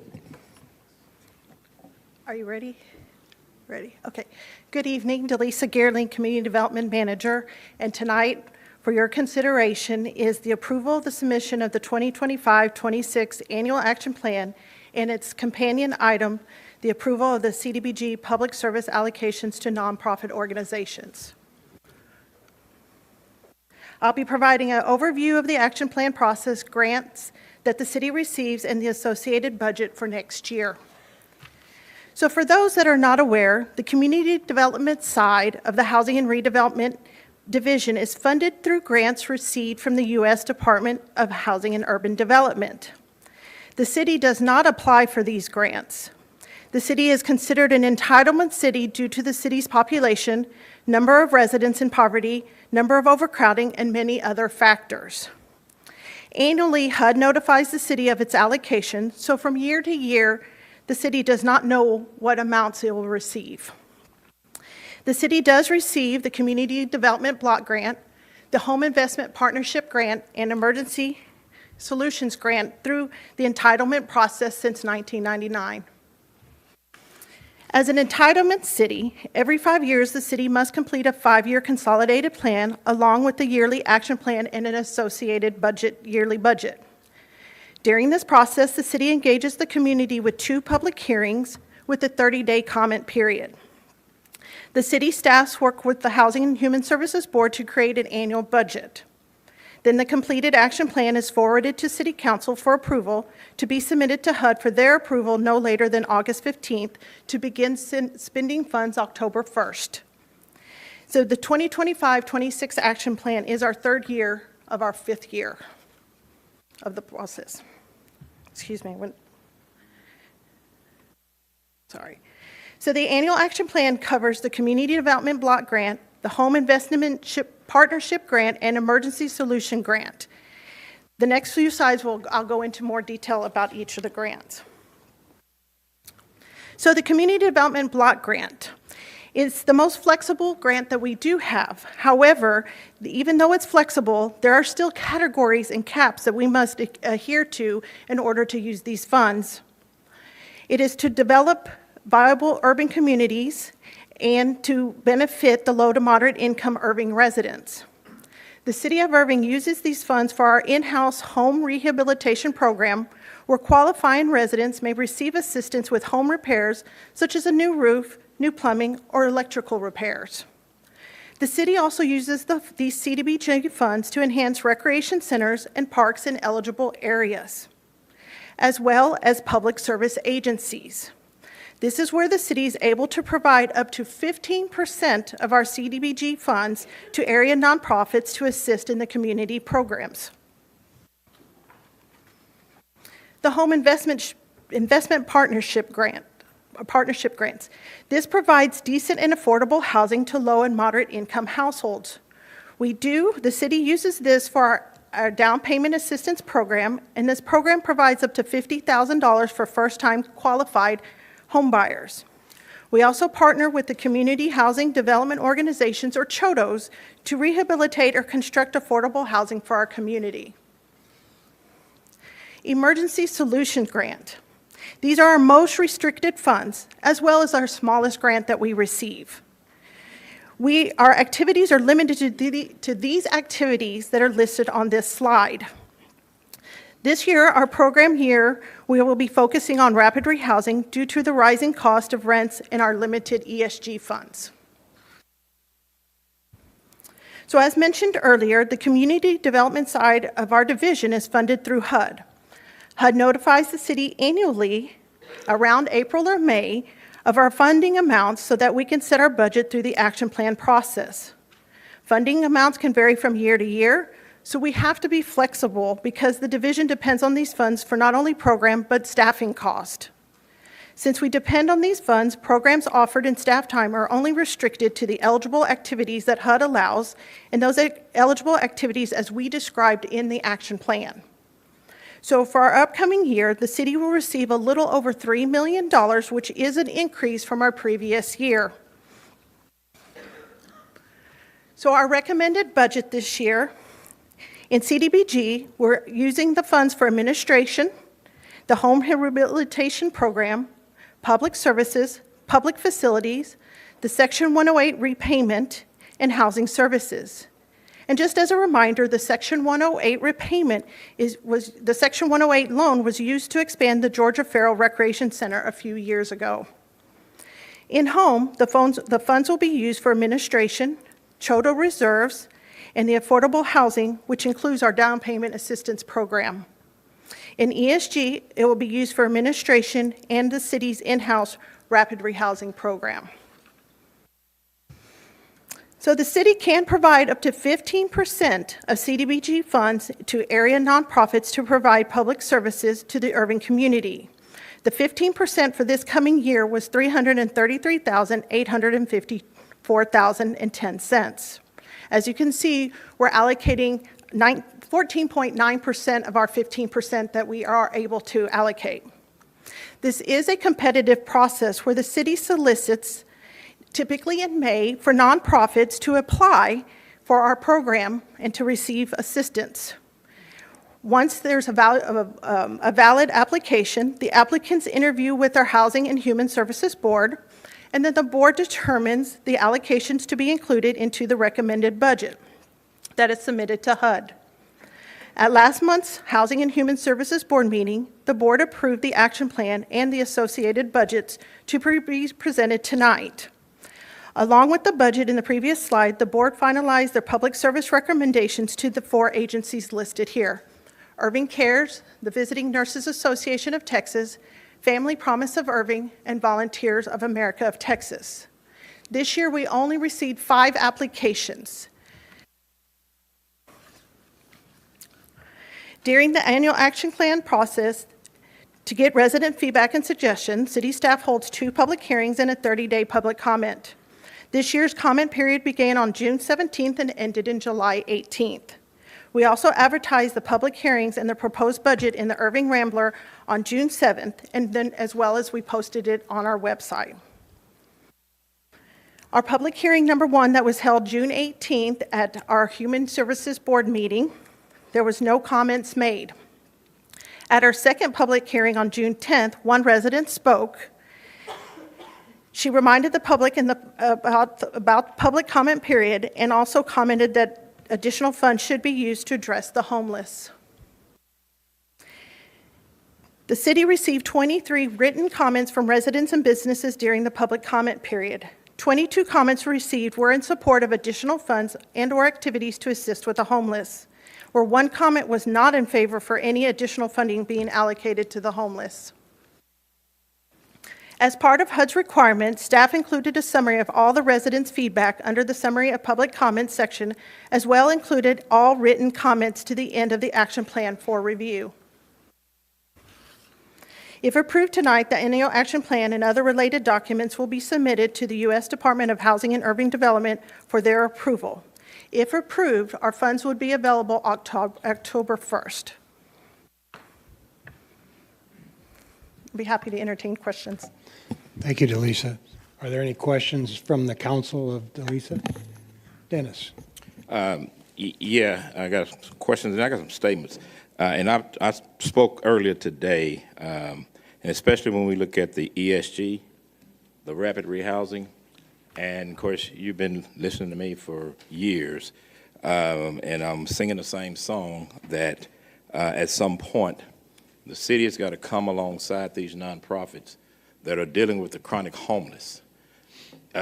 We talk about homeless prevention, which simply means you're going to pay somebody's apartment bill. And if they don't manage it right, they're going to be out 3 months later. We're talking about the most efficient use of funds here. And let me give you a good example. There's a nonprofit in this city, and today I asked the question about how many people are we looking to rehouse, with the ESG fund, and I think the number was 6 to 10 or something like that. There's a nonprofit here that has housed 25 people in apartments since February. Over the last 18 months, 150 people. And so when I look at that, and I know this nonprofit, and when I look at that, and then I hear the city say we're going to house 6, then as a council member, I go, I'm putting my money in the wrong place. So I think we need to start listening to these type of and investigating these type of situations whereby if you really want to get the best bang for your buck, give it to not the city, give it to the nonprofits that has proven, and we can prove these numbers. We can prove this stuff. This is not something I'm making up. Okay, I got these numbers from the nonprofit itself. That's where your money need to go. That's where your rapid rehousing money need to go. It don't need to go to Housing and Human Services and say we're happy rehousing 6 people. It needs to go to those nonprofits that can say, last 18 months we put 150 people in apartments. So that's my main thought that I want to put on our council and our staff tonight, that these nonprofits are really doing the legwork. As I read through the 50-page action plan, again, there's references to chronic homeless services, but really when I read it, I don't see where those services are being done in our city. And so I think that if we are going to send HUD some information, I think it needs to be a little more accurate than what we're sending them, because again, if there's anybody who's been around chronic homelessness, it's me. All right. And with Many Happy Hands, with the church, I see it, but I don't see the city being that much of a partner with these nonprofits. And I'll give you another example. Okay, we've had inclement weather shelter in this city now for several years. Okay, first it was at Many Happy Hands was putting people up in the hotel up here, Motel 6, when the weather got to 32 degrees or below. When I got on the board, I told them quit wasting that money. We started putting them up in my church as the inclement weather shelter. When our sanctuary burned, we could no longer do that, so we tried to put them in hotels. That didn't work. So then Christ Church stepped up and gave us a facility, and we've had the inclement weather shelter there. Now, this inclement weather shelter has a capacity of about 80 people. When it gets over 80 people, they overflow the rest of them to my church. Okay, there's costs to do that, but we're doing that for the city, on behalf of the city. Now, first of all, we're doing it because we love God, and we just do for people like we know we need to do for people. But I would also think that if you got these nonprofits who are just simply saying, help us fund some of this, city, you would at least try to figure out some kind of way to help these nonprofits that are doing the lion's share of what really a lot of the residents think you as a city ought to be doing. Okay, so I just want to encourage our council, staff, and everybody that as we look at spending this money, get with these nonprofits and figure out the best way to spend it so that you can get the most buck. Because I'm going to tell you, our homeless problem is not getting any better. It's getting worse and worse and worse. And the old adage that says, if you keep kicking the can down the road, it's going to eventually hurt you. And that's where we're headed. So I can take you all over this city tonight. And we ain't got to go downtown Irving either. I can take you all over the city, and I guarantee you I can find you 50 homeless people right now where they're sleeping. Okay? And that shouldn't be. It shouldn't be in a city such as this one and in a country that has this much wealth. We should not have these issues. You'll never solve homelessness, period, but we can do a little bit better than what we in the city of Irving is doing. All right? I like the city of Irving, okay? I like serving. I'm not really trying to be harsh or, mean-spirited, but I'm just being honest because I've been in this for years. So I hope that, maybe too late to change the action plan, but I do know we got another pot of money sitting here that we could tap into to help these homeless nonprofits with their efforts.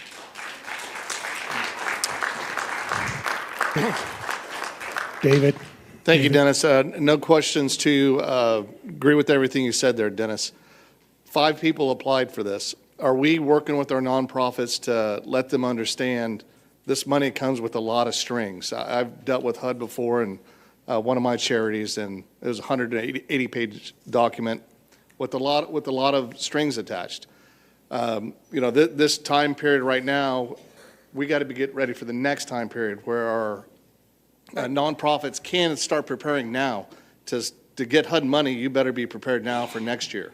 Yes. So if there's any programs we can do for our community, just to let them know this is what is going to be required and start working on that sooner than later. Yes, and I believe it was February, March, we did host 2 workshops for nonprofits to come in and ask questions. One of them was just a generic workshop that discussed just kind of grants in general. And then the other one talked about how to fill out the application and what the board would look for in an application. So we did host 2 of those, and then there was another one that our program supervisor hosted about best practices in a nonprofit. Okay, thank you. Okay. Are there any other questions from the council? Abdul? Just a quick question. These amounts in this is already been granted, right? The grant is approved? No, the grant is not approved yet. So after tonight, if you should approve it, then I still have to send it to HUD for their final approval. So what is the deadline to get the submission to the HUD? August 15th. August 15. If it is approved, and it will be approved only for these specifics, there is no room for diversion of the funds to nonprofits at that time, after it approved, right? Typically, we don't change it since it was a competitive process. So we would have to go through the process again to open it up again. Okay, thank you.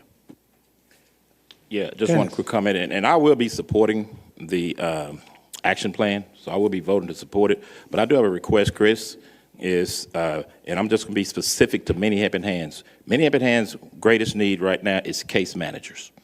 So if you could, with your magic that you always work when it comes to coming up with money, if you could somehow find some money for Many Helping Hands to get a couple of case managers to help, I think that'll go a long way toward helping at least Many Helping Hands try to help, with this homeless issue. Because again, we may have 50 homeless people at the day center every day, and they need somebody there that can be a case manager that can work with them toward, transition them out. But when you don't have the funding or the capacity to hire or pay one, then you're missing that opportunity to help. So if you could, not this pot of money because it's already been approved by the the Housing and Human Services Board, and I think it's too late for us to try to change this one right now. But with some of the other funding that you got, I would appreciate if we do make that a priority to get them at least 2 case managers. Okay, well, I'd entertain a motion on approval of the... Second. A motion and a second. Would you please vote?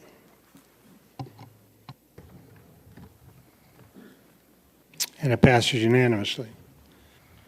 That brings us to item number 14, which is approval of fiscal year 2025-2026 Community Development Block Grant Public Service Allocation to area nonprofit organizations in the amount of $332,412. Second. We have a motion and a second. We'll hold up. We do have two people signed up, but they don't want to speak. They're just in favor, Angela Hoskins and Gretchen Brush. So we have a motion and a second to approve. Would you please vote? And it passes unanimously. That brings us to individual consideration, item number 31, which is amending Part 1 of the Irving Land Development Code, Development Standards and Building Codes by adopting a new section 8B-330, establishing green building performance standards for multifamily and residential mixed-use developments. Sinead, do we have anyone signed up to speak on this? No, sir. We have no one signed up to speak. I would entertain a motion. Motion to approve. Second. We have a motion and a second. Would you please vote?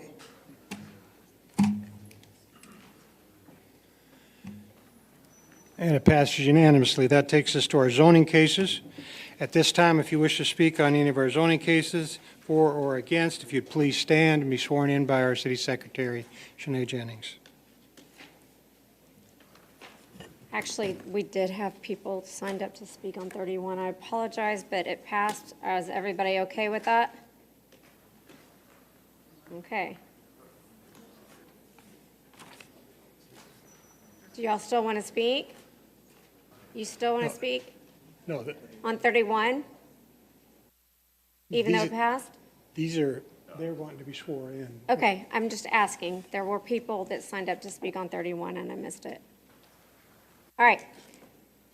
Please raise your right hand. Do you solemnly swear or affirm that all statements which you will make tonight to the city of Irving will be nothing but the truth? So swear you God. You may be seated. Okay, that brings us to item number 32, which is item 2025-64-CP, considering an amendment to the comprehensive plan future land map uses for business office to mid-density residential at 251 O'Connor Ridge Boulevard. Sinead, do we have anyone signed up to speak on this item? We do, and I apologize. I was correct. I didn't have anybody signed up to speak on 31 for the record, just needed to qualify that for the record. Item 32, in opposition speaking is Judith Tolosa, followed by in favor, David Greer, and we have multiple others. But if the two of you will approach first.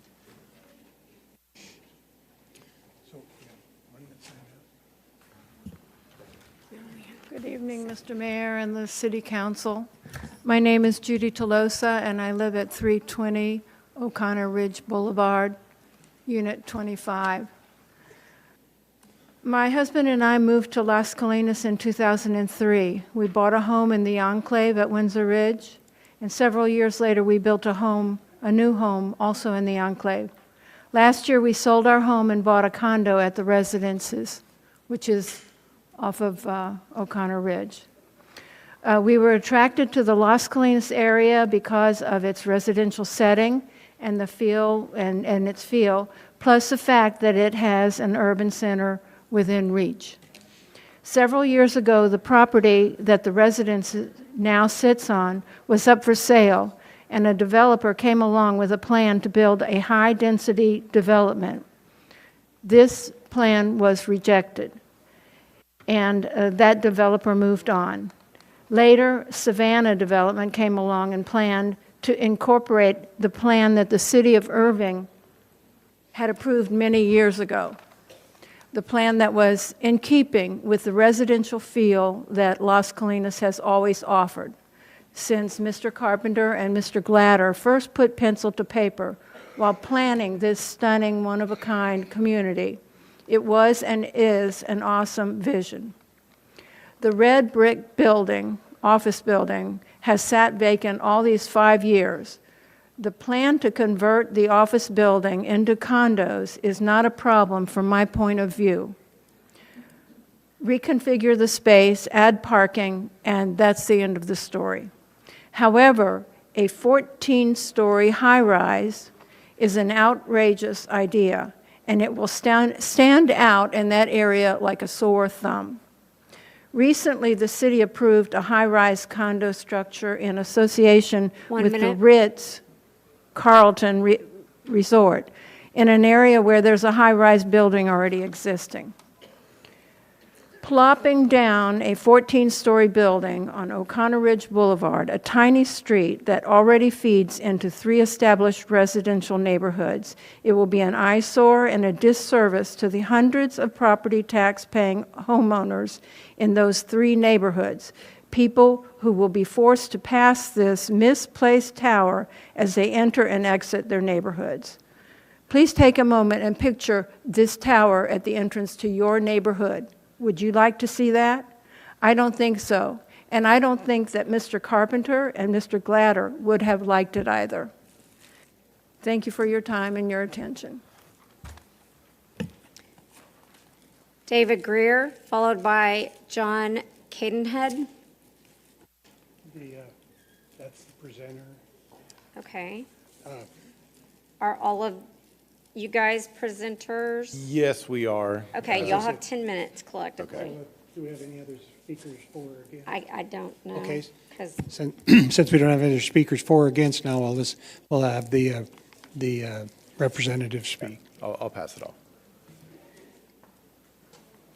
So the people I have that signed up, I'm just going to call them out, and if you're not part of this group, Brett Civilino, Dixon Holman, Eric Zinder, John Cadenhead, and David Greer, you have collectively 10 minutes.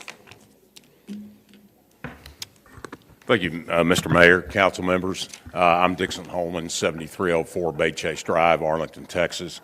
I am here on behalf of Pate Dawson, the applicant on this case. And we have been working on this case now on our side for at least 10 months to put this plan together.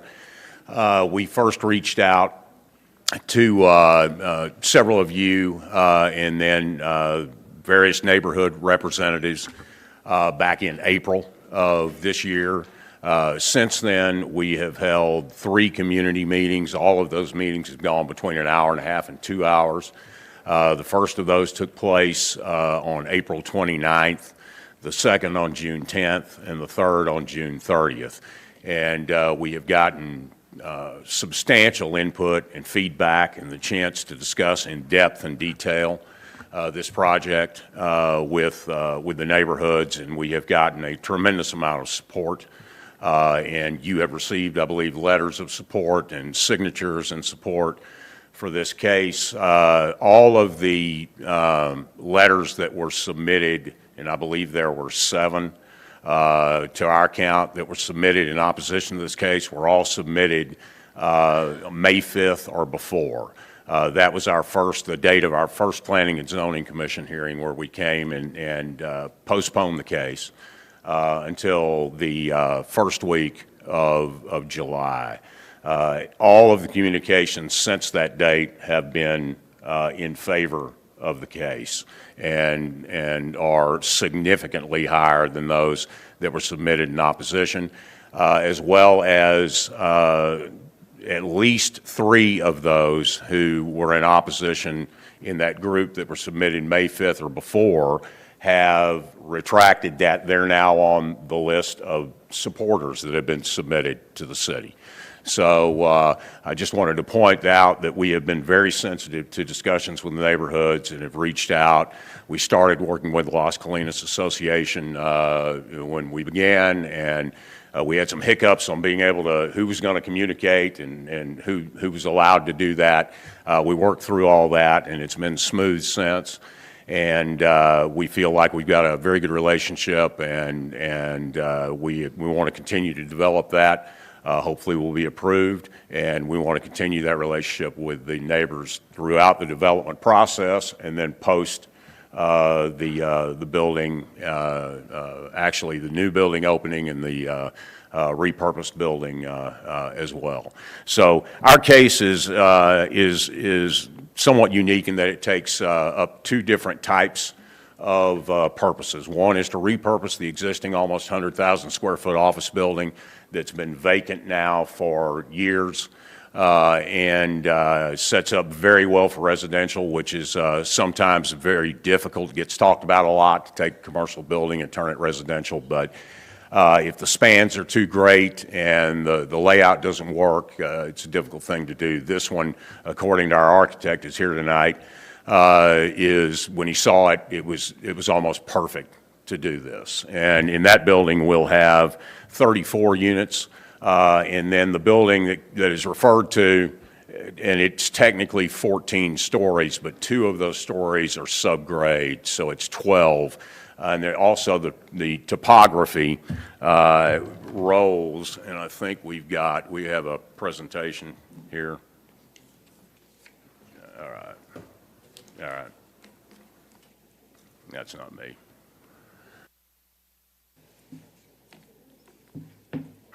Anyway, so as not to waste time, the topography rolls behind the existing office building and drops down. And so the impact of the 12 stories above grade is not as if it were on a flat plane and standing up here behind the old building.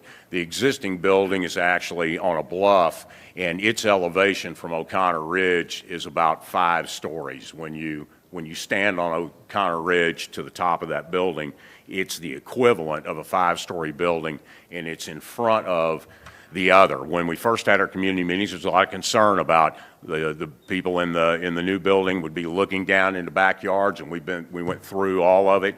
We had drones fly it at the height. We showed all that to the residents. They looked at it. They walked the property, the president of a couple of the homeowners associations, and have looked at it, and they're satisfied that's not an issue. These are planned to be luxury condominiums. They're going to start at about 2,500 square feet minimum and go up from there. The prices will be 1.8 minimum, 1.8 to 2 million, and go up from there. These are not apartments, and I know there was some concern in the work session about the potential conversion of these to apartments at some point because they have the base multifamily zoning underneath the concept plan. And I know we've got 2 cases here that we're talking about the future use on the map, and then we've got the other, but it's the same case, and it'll save you time. That it would be impossible for anyone to be able to get apartments funded. The rents would have to be $12,000 to $40,000 a month to justify that. We can't build more than the grand total of 76 units under this concept plan. We can't build a building higher than, I believe it's 193.8 feet. It may be 195.8 feet. I don't know, but it's right there. It's precise. We have to place the buildings where the buildings are shown. We have to build the parking where the parking's shown. We have to put the driveways where the driveways are shown. We have to put the pool where the pool is shown. Those things we are obligated to do. If we don't do those, the city can not issue a permit or stop work on what we do. So we are obligated to build exactly what we say we'll do. And we have written letters to the homeowners and their representatives, and it's what they requested, and we've written it to them pledging to do that regardless of whether the city makes us do it or not. But the city has the power to enforce it. Nobody else can build anything other than this, and so we want to be clear that's all we're interested in is condominium project. And you know, when we look at it from the standpoint of the market right now for these sorts of condominiums, there's a great demand, especially in this location, because of the uniqueness of Las Colinas, the location of Las Colinas, the opportunities in Las Colinas for entertainment, shopping, and dining, and just flexibility in getting around North Texas. It sets up very, very well, proximity to Dallas, proximity to the western portion of the Metroplex. And so we think it's a tremendous opportunity. It will add to the executive housing stock, and we think that's beneficial. We think it fits with the quality of Las Colinas today, and that it's a great buffer between the current office business portion and then the neighborhoods. It also is oriented toward the golf course, and in fact, we're working with the club, who we have the support of, to work out access to the course, and we've already figured out where the golf carts can be stored on our property, and we'd probably do it on a shared basis. So everybody doesn't have their own cart, but that would be worked out with the homeowners associations. But we just feel like it's a really unique opportunity to do things that haven't been done. And it also is an opportunity on that property that, yes, it's zoned commercial right now, but the chance of it being redeveloped in a positive way in any time in the near future is very slim. And my client owns this property. They own it. This isn't a spec deal on a contract. So we believe this is a very positive opportunity to be a catalyst for revitalization, provide luxury housing. We have strong neighborhood backing. The design is sensitive to the neighborhood, proven market demand, and long-term economic value. And so I'll let the other part of our team discuss in the second case with our time allotted. And I appreciate it, and we would certainly appreciate your vote tonight. We're here for any questions, and we look forward to moving this project forward. I'm sorry, we gave you 10 minutes total. Okay, we were told we had 10 for each case. It's got a companion case. He'll be okay. Okay. Yeah. Whatever the governing body wants to do. So, do we have any questions of the applicant? David? Just a statement, if you could get with our resident here and maybe talk with her and show her the plans. Yeah, we'll be happy to. And just to make sure, because I did talk to a lot of the residents in the neighborhood, and as you did, but I know a lot of them, just to make sure they were clear on what was going on. I think you did a good job explaining it. So there's a lot of misperceptions when you say 14-story building. Right. If you could just make that a lot clearer to the other neighboring residences, that would be great. We'll be on it tomorrow. Thank you. Any other questions of the applicant? Seeing none, I'd entertain a motion.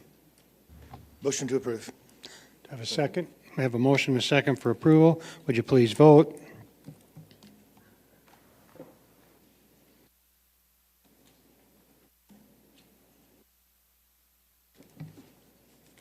One of us hasn't voted. It's probably me.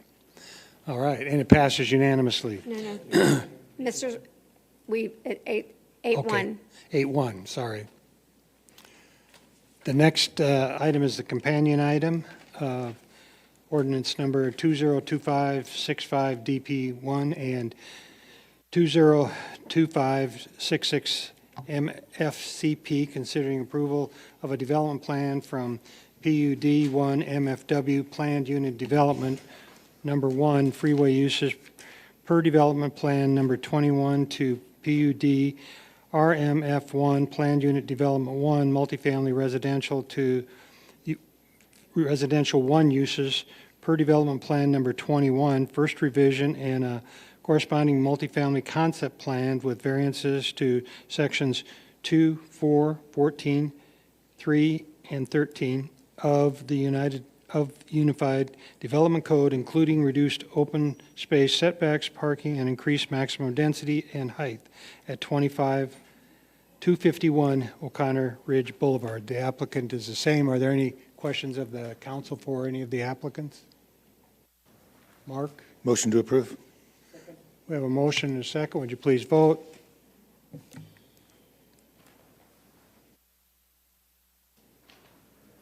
And it passes 8-1. Thank you.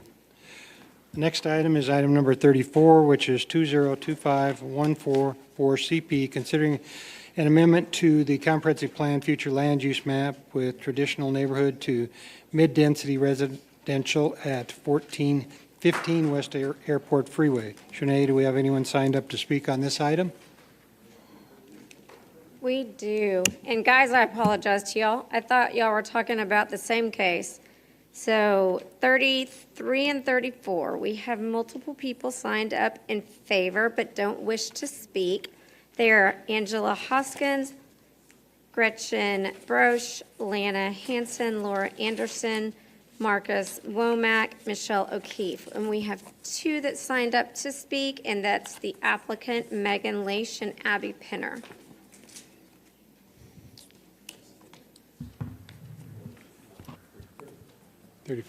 Good evening, Mayor and Council. I have a presentation as well. Do not believe that it is up. There you go. And can you all see that on your screen? I just can't see it up here. No? There we go. There we go. Great. Megan Lash, 5501 Balcones Drive, Austin, Texas. I am the owner and president of OSA Industries. I will be the person that would own and redevelop this property. Actually, also am a part owner in the Canova Palms development that is in District 7 that we built many years ago.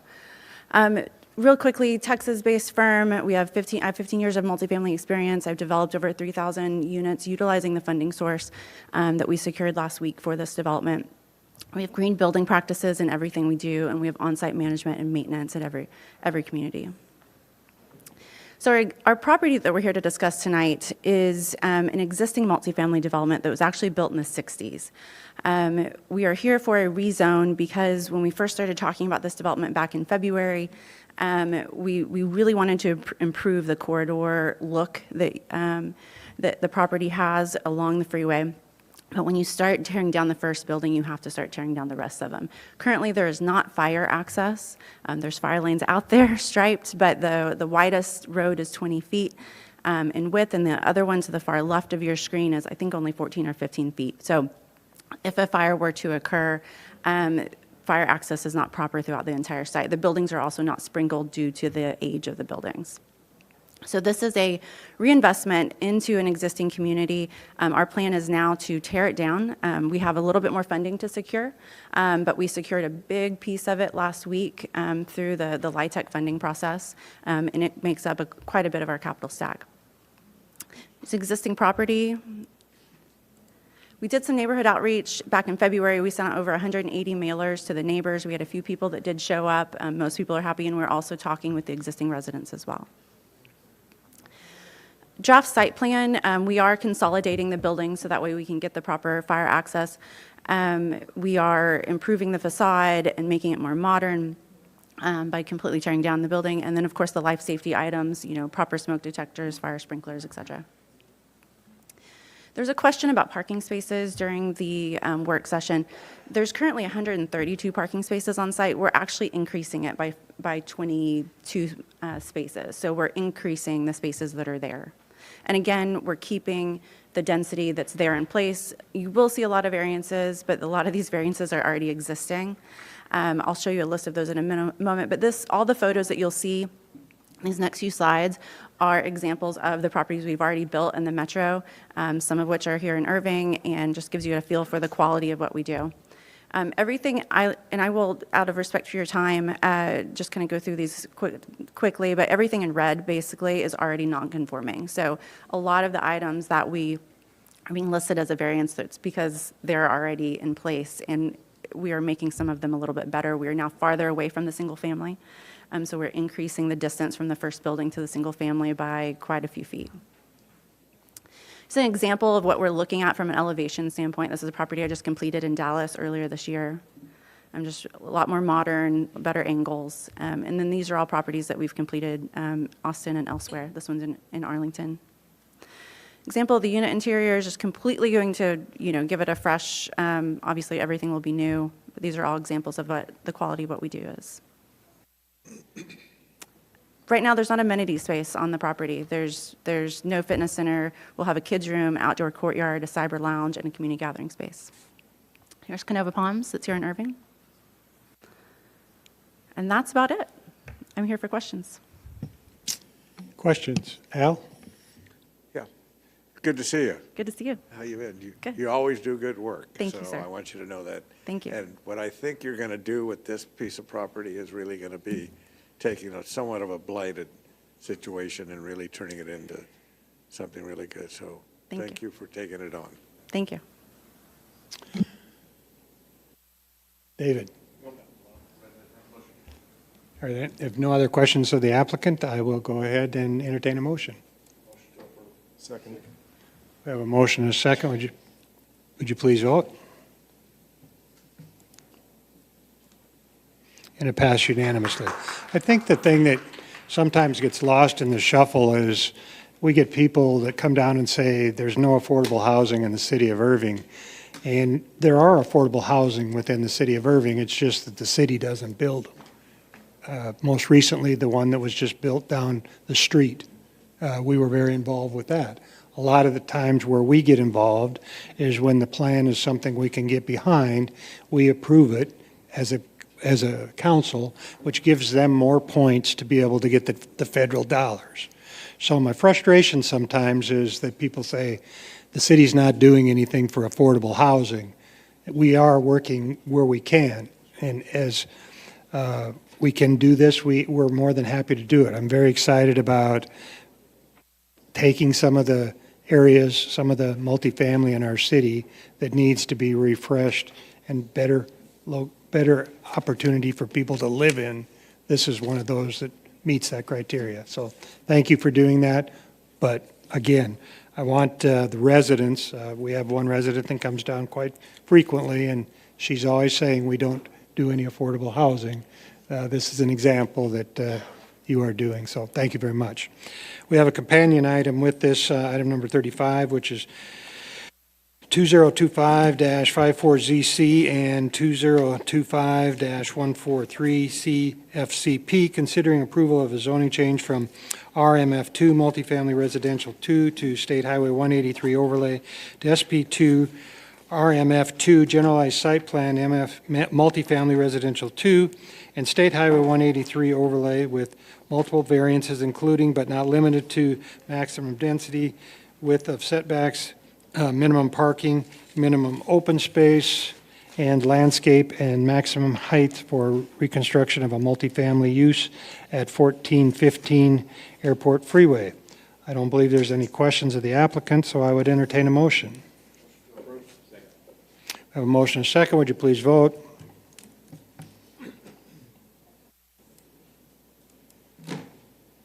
And it passes unanimously.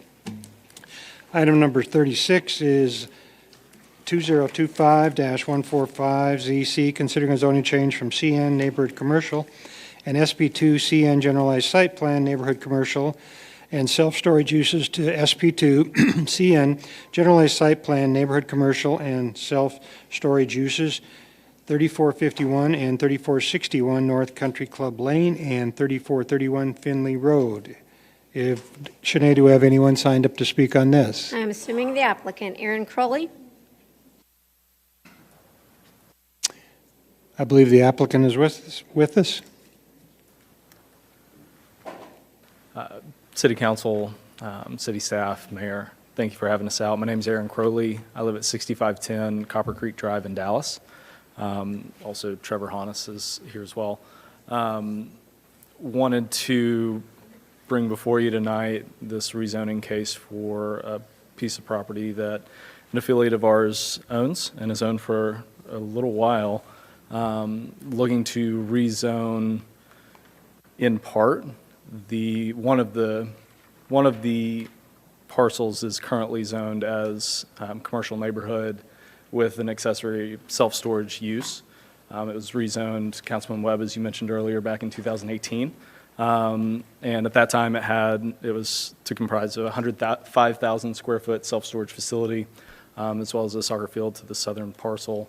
A lot's changed in the self-storage environment and in the world over the last 7 years. And we've got a different set of eyes that we're looking at it. Neither of us looked at the property when it was previously rezoned. So it was brought before us recently in the last 6 months or so.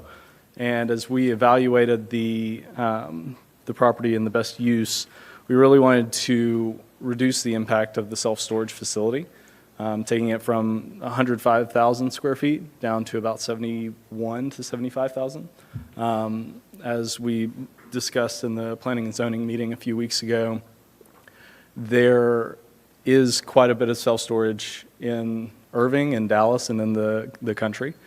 But one thing that the city of Irving hasn't had lately is high-quality, climate-controlled, best-in-class self-storage. And we feel like this storage facility to the southern parcel off Finley Road serves that need and the need for a safe environment for tenants to store their goods.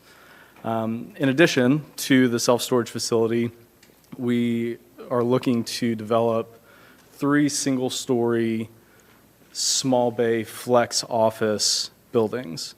They'll face inwardly to provide more of a campus feel. They'll be managed, the intent is to be managed by the same manager for the self-storage facility. And those are going to be 3 single-story facilities. They're approximately 2,000 square feet per bay.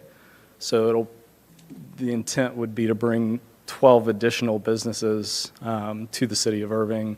And a lot of these businesses are focused on startup businesses, folks that are trying to get their feet wet, entrepreneurs that are trying to bring something new to their families and new to the environment. A lot of the users that we've seen have been coffee roasters. They've been professional offices and back offices for landscaping companies, for plumbing companies, for trades. So we believe that these small bay, flexible office uses will serve a big need in the city of Irving. One thing, when we met with Councilman Mueller a few weeks ago, we discussed as well a possible mural going along the back of the wall, along Country Club Drive. As we mentioned, the intent with the small bay would be for it to face internally. It was the best way to lay out the parking, if we're being frank. But we also didn't want to just have 300 linear feet of concrete and stucco facing the neighborhood. And so we've reached out to a local muralist to possibly develop and paint a mural along that wall. So we're looking to do that. We are also having conversations. Trevor's done a lot of research on the city of Irving supporting arborist foundations and their investment in the trees. So I'll let him speak to that as well as some other pieces of the development. Hello, my name is Trevor Honus. I live at 7700 Eastern Avenue, Unit 402 in Dallas, Texas. And I think AJ's done a good job so far of explaining the general concept that we're going for here. I just wanted to add a little bit of color to what we're talking about. Irving being a city that's over 120 years old, established in 1903, you guys have a lot of mature trees. And I know that a lot of folks around here, they highly value that. And that's something that we'd like to bring on site, and we brought this up to Councilman Mueller as well when we spoke with him, that we'd like to make this a cohesive development that looks like it's been there from day one, instead of just a bunch of buildings that were built there, and we go on the cost-effective side of things and plant things that take years and years to grow. It's something that we'd like to bring in, and it's something that I've done a good bit of homework on and made sure that I did my due diligence to make sure that we knew who to go to, when to go to them, and how to get trees like you see here, large Texas mature oak trees, to the site, as well as the mural. And to be specific on the muralist, Odessa Helm, who's done the murals in the Heritage District, I'm in direct contact with her daily. We text and call all the time about our design, and she's helping me come up with something pretty special for it's roughly 5,000 square feet, spanning the down Country Club Road. So her and I are working together, and I think in general that it'll be something that brings a lot of color, no pun intended, to the neighborhood, and makes it a place that folks are proud to work. It'll be 12 new businesses that they can come to every single day, and folks can work, they can service the immediate area, they can bring their families and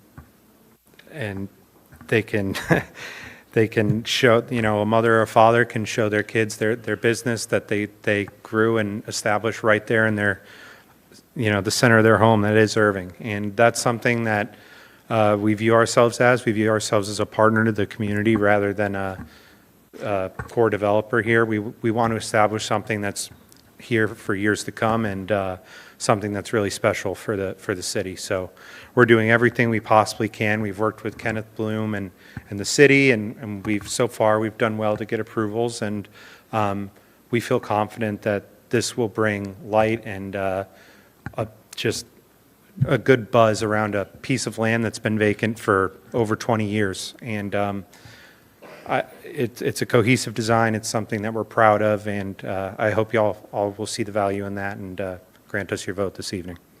I'm happy to answer any questions that any of you may have. Any questions of the applicant? David? Yeah, that's a pretty hilly piece of land. Have you got? Yes, sir.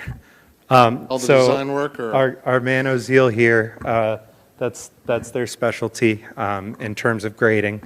And we already have that all lined up and ready to go, and we have a pretty strong concept of how that's going to go, and it's all going to work out in terms of how we'd like to do it and impact fees and all. We're definitely on top of it for sure. Is there anything in specific? No. I live around the corner, so I know see. it pretty well. Yeah. Where are you getting these trees, and how big are they going to be? That is something that we're working on right now, but they're going to be mature, and they're going to look like, if you look at Google Maps, actually, like from across the street, it's tough to see from what I have here, but if you look kind of here and here, these are live Texas oaks, and they run down Country Club, and they span this direction. So our plan was to source and go with something of that size and stature, and it'll just give a very nice, just a very nice look down the road. And when folks are driving down either way, they have great, great visuals of trees, murals, what have you, running down there, and instead of what you see now, which is a decrepit gas station and just a blank piece of dirt in the middle of your city. And I think this will just be an absolutely fantastic place for 12 new families, businesses, et cetera, to grow and just make something that they're very, very proud of. So this is all designed around affordability, sustainability in terms of the size. No one will have the ability to knock down a wall and make a giant one large unit out of this. There's tons of limitations and use cases that we've put on these specifically. And this has all been directly done at the side of the city, and we've done everything we can to adhere to anything that they may ask of us, and we've put that all in writing in terms of use case and et cetera. So one more thing, if you see this on the southern parcel here, these circles here also show more mature trees. So the landscaping and the greenscaping, if you will, is something that we're taking very seriously and something that we know you value as a city, and we are committed to bringing that there as well. So at this point, I think I've talked long enough. If you guys have any questions Couple more questions here. Adam? Oh, yeah, I just wanted to commend you all. Thank you for your work on this, and it's an exciting day for District 7. This is the second project tonight. One other feature that, and I might also point out that they called a meeting with me, presented the plans extensively, and then also been working with the city. They've been doing this the right way. So thank you for that.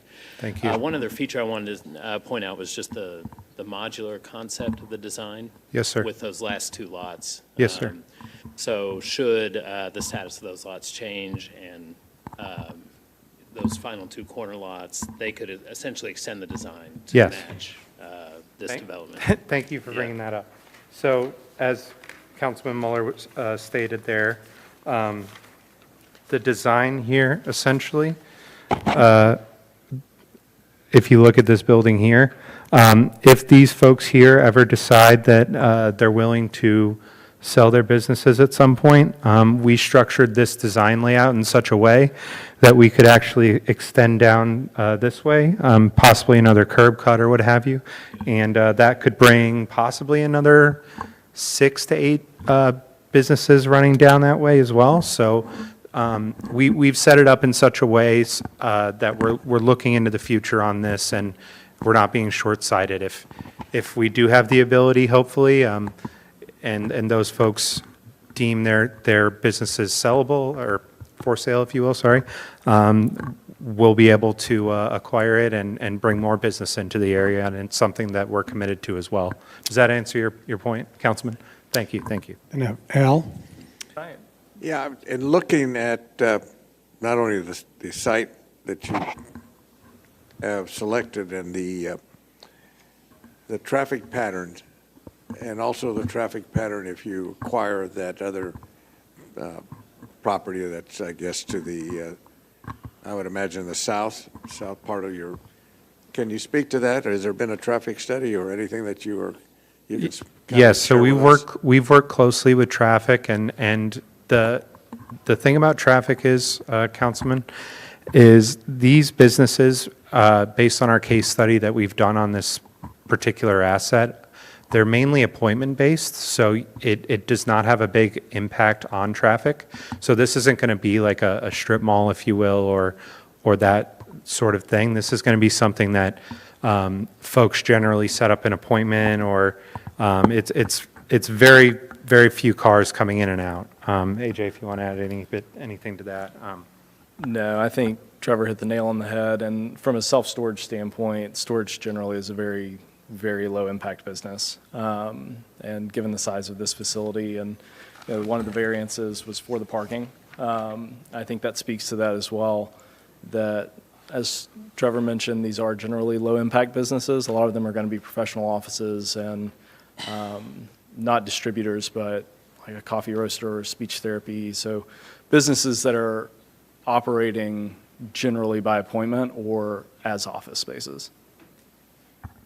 And to that point, one of the things that inspired us so much about this particular asset class is that you have women-owned, minority-owned, and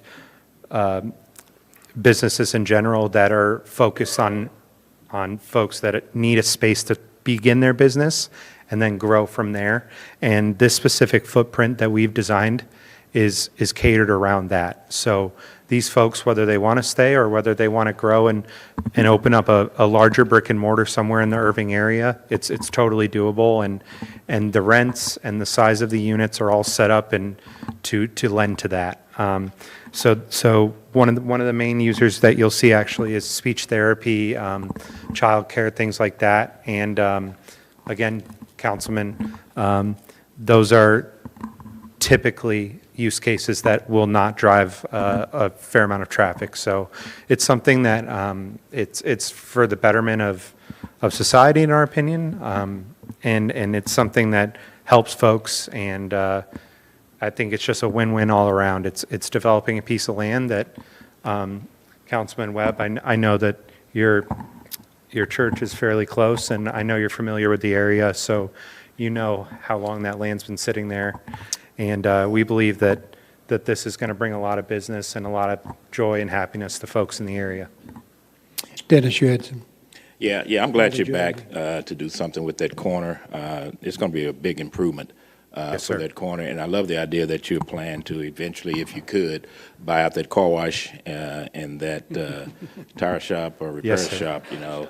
That would definitely improve that corner look. One question, will the south building be at the same elevation as the Family Dollar store? It will not. So one of the variances we have listed is for the self-storage facility to be 3 stories. So the height would be Excuse me, I don't mean the height. I mean like in other words, you got the Family Dollar store. Will your south building continue to be about the same?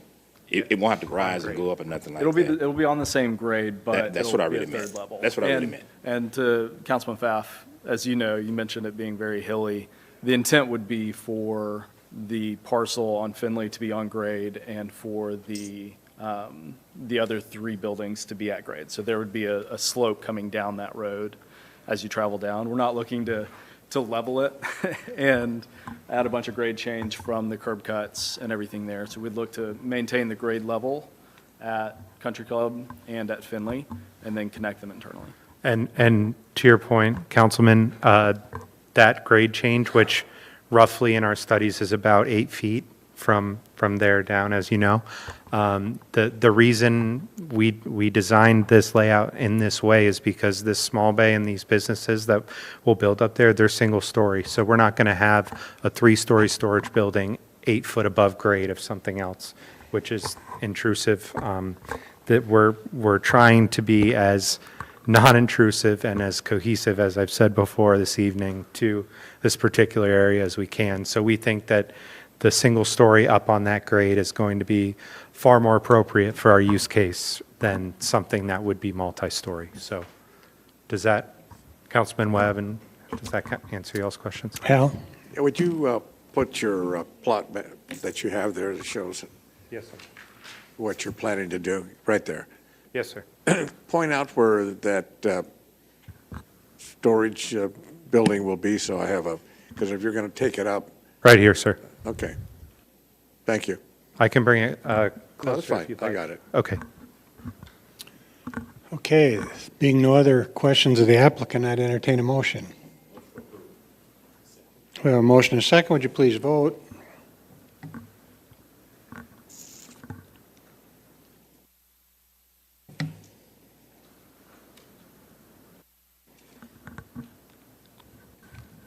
And it passed unanimously. Thank you. Thank you, Council.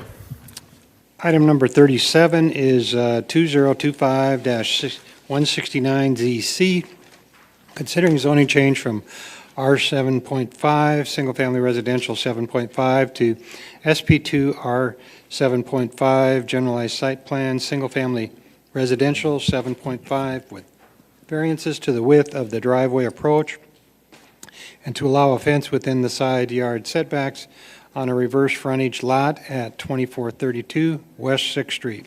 Sinead, do we have anyone signed up to speak on this item? Yes, the applicant, Brian Boyce.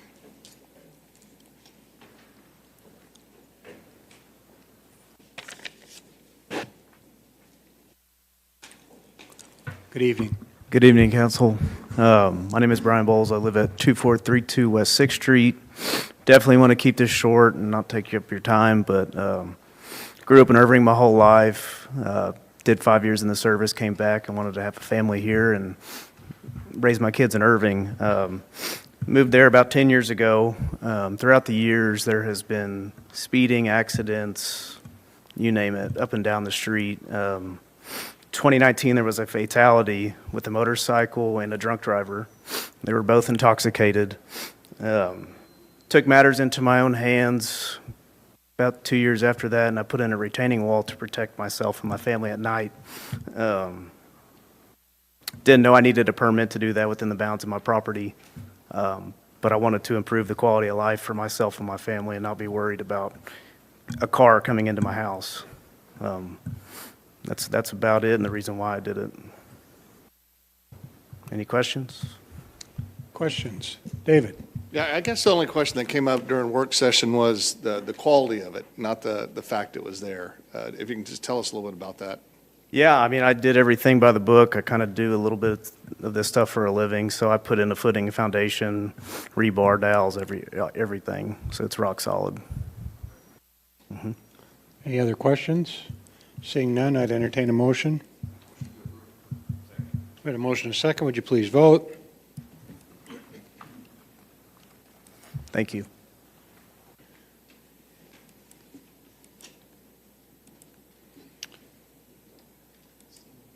We have one absence. Yeah. Oh, So- here he is. So,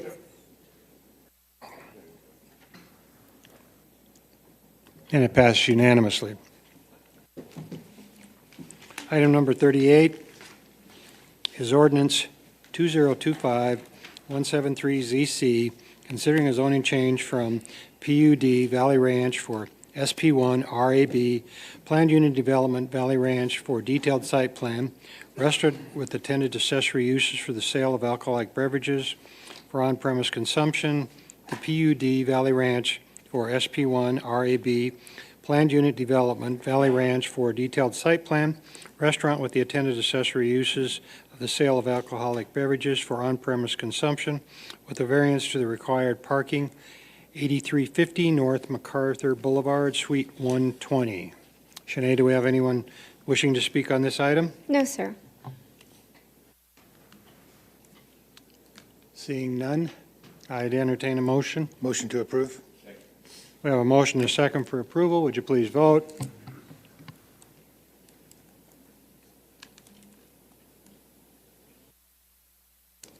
And it passes 7-2.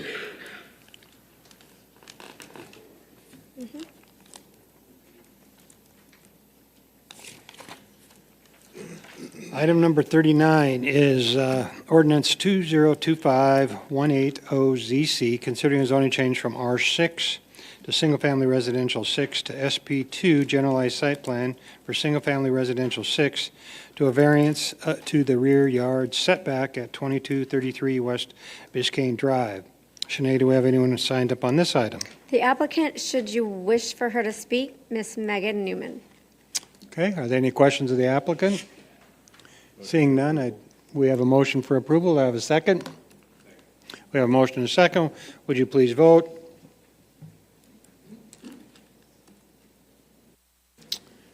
And it passes unanimously.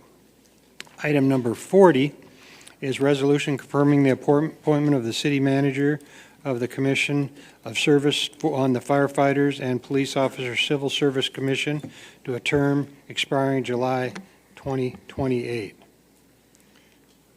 I have a motion.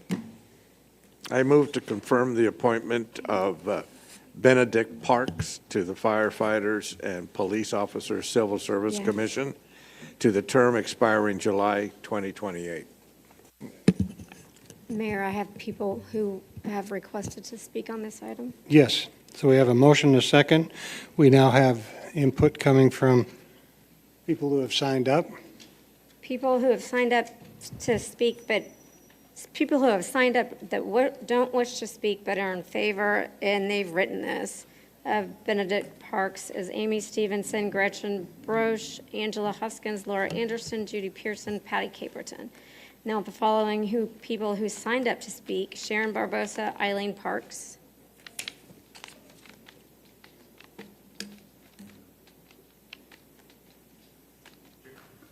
Sharon Barbosa, you're first. Eileen Parks, you're next.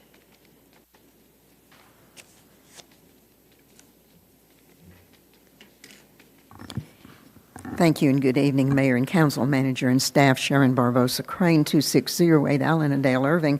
And I stand here this evening to speak in favor of this nomination that's been made. We really appreciate it. I think that you have made an excellent choice. But I also stand here to speak on another aspect of this particular agenda item. I stand here as the person in Irving with the longest continuous tenure of city-appointed or elected service in the city of Irving. I've been on more boards and committees and task forces than I can even count, some of them more than one at a time. This type of service has been a pleasure, it's been productive, it's been constructive, and the accomplishments have been many. The continuation of these opportunities for all of the people in Irving are very important to me personally as I look back on what I've been able to be a part of, and I look forward to what I'd like to see other people be able to be a part of. And they're important to the life of our city. It was with profound disappointment that I witnessed what occurred at the last two council meetings. That was when I saw what I'd never seen before in the city of Irving, and that is I saw two persons who had been nominated for a role on a city-appointed board be subject to disparagement of their character and to accusations, and then to being voted down in what they had been nominated for. Until these last two council meetings, those kinds of things simply did not occur in front of the public. There are many things in life that we feel like that we need to say and that we want to be understood by those for whom they're fit to be understood. But many things don't need to be said in public, if at all. And yet, this is what we saw. 1 minute. This kind of thing has a chilling effect on people who want to do something such as serve on boards. I could tell you how much simpler it was years ago and how these things really worked, and that would all be true. But the fact is, times change. We get more people. We have to modify the way we do things. That's where we are now, gentlemen. Our process is broken, and it's up to you to restore it. And that's what I'd like to leave with you this evening. You have made an excellent choice for an appointment this evening, and probably the next one is equally excellent. But you could have done it in a way that was more respectful and better and more effective. And I hope that you will do that. You have the skills and the capabilities, all of you up here, to do that. And we look forward to counting on you. And I have confidence that you will do that for us and yourselves here in the city of Irving. Eileen Parks, followed by Michael McPhail.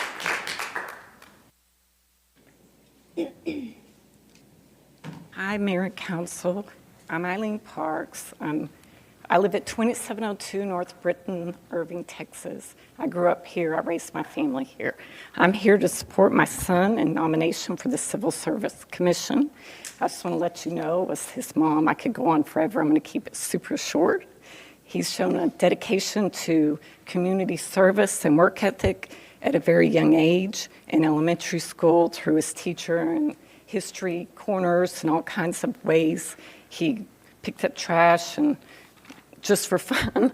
The history corner, he had a love of history. He'd go into second grade class and just share everything with all of his classmates. And they were like, wow, really, really? So the teacher started having a history corner. And so by the end of the year, all of these students that didn't really on their own have a love of history developed a love of history. In middle school, he volunteered with Irving Cares Weekly.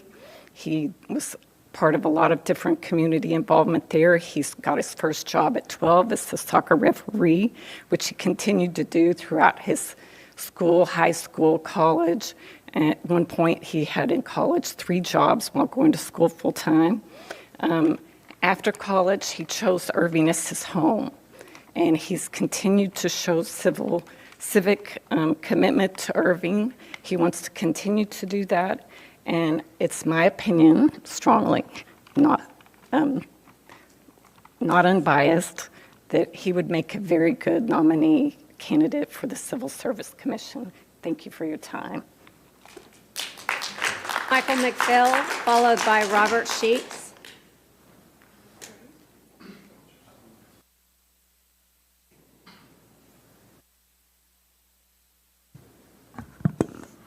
Councilman, thank you for allowing me to speak. My name is Michael McPhail. I live at 815 Dixon Drive here in Irving. I rise tonight to speak in favor, of course, of the nomination of Ben Parks to the Civil Service Commission. I've worked with him on a variety of civil projects over the years, and he is truly one of the brightest young lights in the city. I unfortunately must also speak about the last couple of council meetings. Yes, it does have a chilling effect when people's names are smeared. That does, in the long term, though, I encourage you to remember, have a tendency of fanning a spark into an inferno. People will only put up with so much disrespect before they start showing it back. That is toxic to a city, that is toxic to a society. Simply treating people with respect and not saying certain things in public, especially when they're not true, goes a long way in maintaining decorum and a civil society. Thank you. Robert Sheets, followed by Benedict Parks. Mr. Sheets had it lead. Okay, Benedict Parks.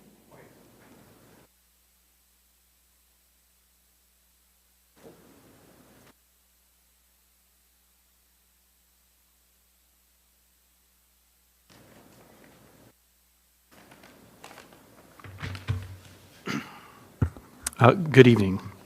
My name is Benedict Parks, and I live at 1911 William Brewster Street, Irving, Texas, 75061. I'm here to address the accusations made at the last city council meeting by Councilman Canosa and Councilman Cronenwet. I would first like to thank everyone who has attended this meeting in support of me. I would also like to specifically thank my mom, Eileen Parks, and my grandmother, Kitty Boyle, as I owe so much to both of them. I did visit Councilman Canosa's home at his invitation, and my perspective was that it was a very positive interaction. We both have a common interest in classical music, and he shared his knowledge regarding pianos and graciously showed me the pianos in his possession. Why he now claims that the interaction was nefarious, I do not know. Councilman Canosa is in possession of my phone number and very easily could have taken these alleged grievances with me personally. Councilman Cronenwet also knows me, and I have had breakfast next to him at the Good Day Cafe on numerous occasions. He also very easily could have communicated his concerns to me personally instead of airing them in a public setting. I sent an email to the Irving City Council on July 16th, 2025 to address these accusations and ask for evidence from Councilman Canosa and Councilman Cronenwet to support their statements. As of today, no further evidence has been provided to me from them. In the absence of any evidence to support their claims, I would like to ask for their apology. I believe the way I've been treated will discourage other Irving residents from coming forward to serve on city boards or commissions. I've had an interest in public service from a young age, as I saw the difference my mom and my grandparents, John and Kitty Boyle, have made in this community. In fact, the reason that my mom grew up here and I grew up here is because of public service, as my grandfather moved here in the 1960s to serve as an assistant city attorney and later as city attorney. 1 minute. If my grandfather were alive today, I believe he would be deeply saddened to see the division in our city. With each passing year, our elections have become more partisan and focused on division at the expense of our community. I believe that regardless of our belief systems, we can all work together for the good of our city. I call upon everyone on the city council to set aside their differences, to work for the entire community, and not just those groups that elected them. Thank you. Mayor, that's our final speaker. Final.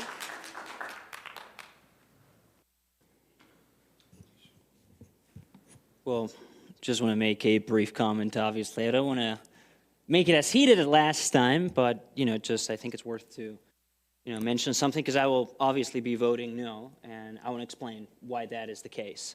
Because there's obviously always a downside of having a divided council, but sometimes it is something that, one has to vote on principle. So if we want to have witnesses, my brother was a witness to the interaction. And he was of the opinion from the beginning that obviously this was a political operation. As I was saying, I read your email, I appreciate your email, where you talked about how you played the piano. I never disputed that, but none of the claims that I made, that you disguised your identity, you persisted like nobody else had, you barely tried the pianos, you wanted to get into every room in my home, and then, the reason why I brought that up is because it is relevant to, or at least, so I thought it was relevant to board appointments, being consistent with the ethics code, and also we had conversations, many times about trying to keep board appointments as, non-polarizing as possible. So that is fine if my colleagues want to support the nomination from City Manager Chris Hillman. That is fine. I do feel the need to explain my conviction in this vote in opposition. To me, it was very clear that you were not sincere about, your intent when it came to accessing my private residence, and there's too many things that indicate that, and none of them have been rebutted actually. Other than that, if this is, if you want to go forward with this nomination, it seems a little bit odd to me. I don't understand it. I think a lot of the residents won't understand it, but that's fine. I guess time will tell, and I'll just vote how I will vote. Thank you. Al. As a maker of the original motion, and again, making this motion, What's important for those of you that are here to understand that we postponed it to really get into the process of understanding what we didn't know. And it's always nice to have admonishment from people that might think we're not perfect. And so at this point, we wanted to be sure that our city manager, and this was his appointment, we were ratifying it. And so we're here to do that, and I'm really happy that we're doing it. Thank you, city manager. David?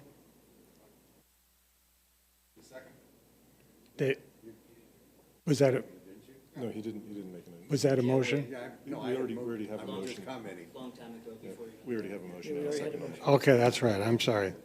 It's been one of those days. We have a motion on the floor, would you please vote?